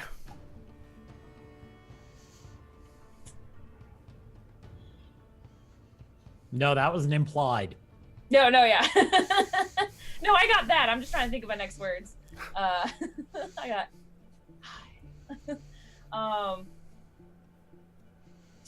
What if I were to say that I know who the owner is, and they would be very upset that this was taken from them without their permission? He says, I fear no one like I fear the captain. Ah, yes, but I fear that you were gonna take something from a friend of mine, and unfortunately you lost a hand over that, didn't you? He shakes his head. Like, now? He's got both of his hands. Oh, I thought you took off a hand. No, she took off a random, like, Oh, generic that was pirate. his. No, it wasn't never his. mind. Erase that. Never mind. Damn it. That conversation didn't Never happen. mind. Never mind. All right. What if I were to trade you for this bow? What you be got for trading? What do I have for trading? Let's take a look. Not a goddamn thing, really.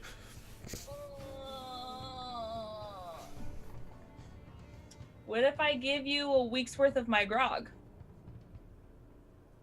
He says, bring me the week's worth of grog first, then we'll talk. Oh, hold on. Oh no. Oh my god, yes. Oh my god, yes. Okay, hold on. Oh no. Okay. No. I'm gonna cast Charm Person. All right. This could be good. Or bad. We are. That's so not. naughty. That's not. No. You weren't supposed to give the description. Or no, is it? No, that's right. That's good. No, it is right. Okay, wait. I was like, wait. There is no roll. I'm wrong. No, he has to make a wisdom saving throw. Coming up with bullshit stats for him off the top of my head. Just do this. What's your I think he's not smart. what's your DC for your spells? Oh goodness. Let's see here. What's your casting What's your I casting think it's stat? a 12. It's a 12. 12. Okay. Yeah. So Alright. it may have worked, but I do want to remind everyone that when that spell ends, the charmed creature knows that you Yes. charmed it. Yep. Oh, I know. Okay. So this is why I'm going to change it up a little bit. All right. Well, friend, it's a shame. I guess I'll have to wait for a week to give you those rations for that bow. But I mean, do you really want to hear someone play the fiddle here when they could be out there boosting morale? Give me the fiddle, and I'll make sure that they entertain everyone out there. It is theirs after all. So are you now asking for the fiddle instead of the bow? Is that Yeah. what I'm getting? Okay. Because since they're aware, I don't want to get keelhauled. I want them to tattle on me. Okay. So I'm going to go for a favor instead. Okay. He says, you know, I can't fucking stand the sound of violins anyway. Get that thing out of here. Thank you, sir. I'll make sure that morale will be boosted, and the captain will be quite proud. Thank you for help contributing to this. Your kindness will not be forgotten. Farewell. All right. I'm going to leave with the fiddle, and I'm going to go find Rosie. Okay. So that's probably along with. So we still need to do your daytime action as far as your job. And you were a swab. Yeah, I mean you can do this, but you also still have to work. Oh, darn it. Okay. Just you. but because you went shopping, you actually get a -2 penalty on your check for your job. You were a swab, so give me a d6. Figure out what you were doing for the day. Oh goodness. Okay. 4. So you were hauling rope and doing knot work, much like Ireland was doing the day before. Yeah, I had to go look at your character names until I learned them all and associate them with the players. So go ahead and give me a strength check, and again you're at a -2 for this. So you do not do Not well. not well. Attracting the attention of the rest of the swabs that are busy going about their day, getting called out, and you work, but like you're gonna end up taking a point of exhaustion for today. Why do I just have this image of you hauling the rope like by one end and just dragging it? Yeah. Like, why? Because I have the fiddle in one hand and I'm just like, Not even the whole coil, just long snake of rope going throughout the ship. Whee, running around. Do the little twisty. See who wants to play double dutch. Yeah, Matt- seriously. Max, did we do your work for the day? No, not yet. Okay. All right. And you were a swab as well. So what are you doing for that day, as far as your action? I think I'm gonna be diligent. Just work today. Okay. Yep. All right. Go ahead and give Still wanna me. go after that door when I get a chance, but yeah. All right. Go ahead and give me a d6. Oh, what a push.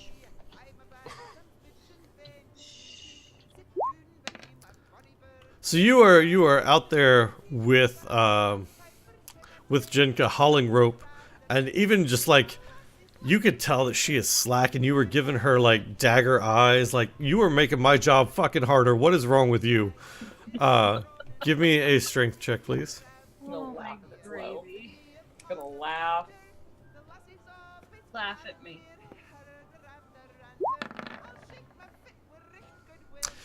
In fact, she's making your work like 10 times harder, so you don't actually get your work done.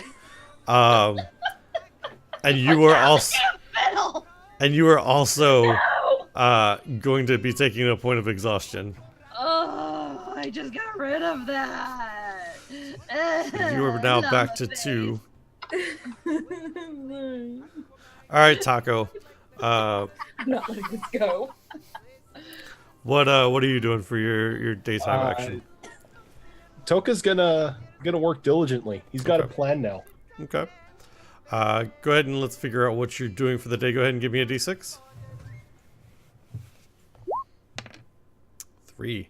So, Fish Guts sends you out fishing for the day to catch the ship's supper using the ship's nets.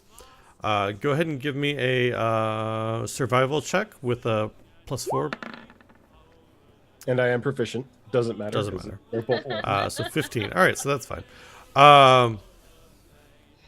So you're able to you're casting the fishing nets off the side of the ship, letting them sink down, pulling them back up, and it's hard work. You're pulling up pounds and pounds and pounds of fish all day. But you bring in enough fish to feed the crew for the evening, which is what Fish Guts was after. Okay. So you're good to go. No worry about exhaustion or anything there. You're just like the best cook ever. This whole trip. Well, we know who's gonna be our cabin boy. Or cook. Oh no! He's working diligently because he's gonna try to replace Fish Guts. He's trying to make Fish Guts look bad. Which is not hard to do because Fish Guts is drunk most of the time. So that's not hard to do. All right, it is 10 o'clock, and I know that if I go into what are you guys doing for your night scenes, we're gonna be here for another hour. So we are just gonna end it a little early. That way, we can come back to your night scenes on the third day and jump right back into where we are next week. So before we get out of here, you guys that are watching, if you haven't done so already, go ahead and hit the follow button. We do have 3 shows a week on this channel. Sunday nights is Blood Moon Adventures, that is our Tomb of Annihilation game. Tuesday nights is Gibbering Mouthers, which season 1 is getting ready to come to a, what I can only imagine is a cataclysmic end. And then Wednesday nights we've started up Keelhauled. That's the show that you were watching tonight. So yeah, if you haven't done so already, hit that follow button. That way you know when we go live. We also like to do charity events. This past weekend, the Great Meow, thank you for that sub, that Prime sub. You guys, if you have hearts, if you have Mimic hearts or any other hearts, throw those in chat for the Great Meow. We appreciate that love and support. Thank you very much, Great Meow, and welcome to the game. Thanks for keeping our Mimic alive. I lost my train of thought now. Oh, so on top of our weekly games, we also like to do a lot of charity events when we can. This week we just did a 9-hour charity D&D session, raised $3,200 for St. Jude's Children's Research Hospital. Had a blast doing it. There may have been kobolds thrown through calzones. There may have been flying spaghetti monsters. All kinds of fun stuff that was involved in that. But we are going to go right in here in just a minute, so stick around. We like to go show our love and support to other communities here on Twitch. Before we go, Zorro, who are you? What do you do on the internet? I am Zoro from E3. I am a variety caster slash creative streamer on Twitch. Been going back and forth between either artistic streams or some Dragon's Dogma, whatever I'm fancying that day. And yeah, that is me. All right. HB Fox, who are you? What do you do on the internet, sir? I am HB Fox, and I'm the manager for the Hunter Wild. We have a community-driven broadcast here on Twitch, where conversation and discussion comes first, gameplay comes second. But speaking of gameplay, today, actually, we jumped back into Dauntless. So anybody that's familiar with that game or saw us playing it a while back will know that it's going to be a good time.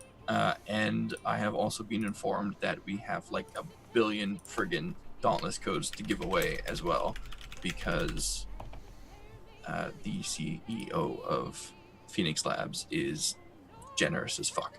So that's all I can say. The man is amazing. Right on. Roger Quest, who are you? What do you do on the internet, sir? I am Rojan Quest. I am one of the co-DMs here on Dungeons and Distractions, and on my own channel, I am a variety broadcaster mainly focusing on RPGs, fighting games, and first-person shooters. Right now, doing a Mass Effect 2 playthrough and a Dragon Age Inquisition playthrough, and looking at Sea of Thieves, and also thinking about jumping back into Dauntless. Right on. In regards to the Tuesday night game, we have 2 episodes left.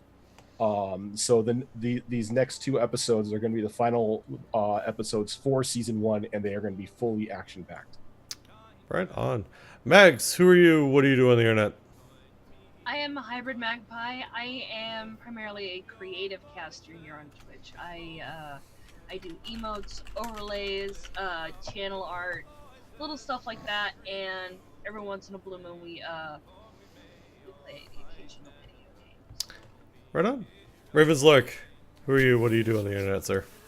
I am Ravenslark. I am a full-time caster here on Twitch. 5 nights a week. Wednesday nights are here. Friday nights I do a couch cast with one of my good friends and moderators. And really it's just anything RPG related. Thanks to Zoro, I might be doing some Overwatch soon. I'm blaming you. Oh, you blame it on you. I am going to be looking at Sea of Thieves when I get a chance. Right on. Tonight we're going to go spread our love to the Hunter Wild. So if you can, go ahead and hit join raid at the top of your chat box. We're going to go over there, hit them with our lovely raid message. I heard there were dragons in here. 2 or 3 times, blow up their chat, show them some love and support. He is a fantastic caster. Thank you guys for being here tonight. We appreciate all the love and support, you guys coming out and checking out the new show. Hopefully you've enjoyed it. I'm sure their time on the Wormwood is probably not going to get any easier at all. But thanks you guys so much for coming out and supporting us, and we will see you next time.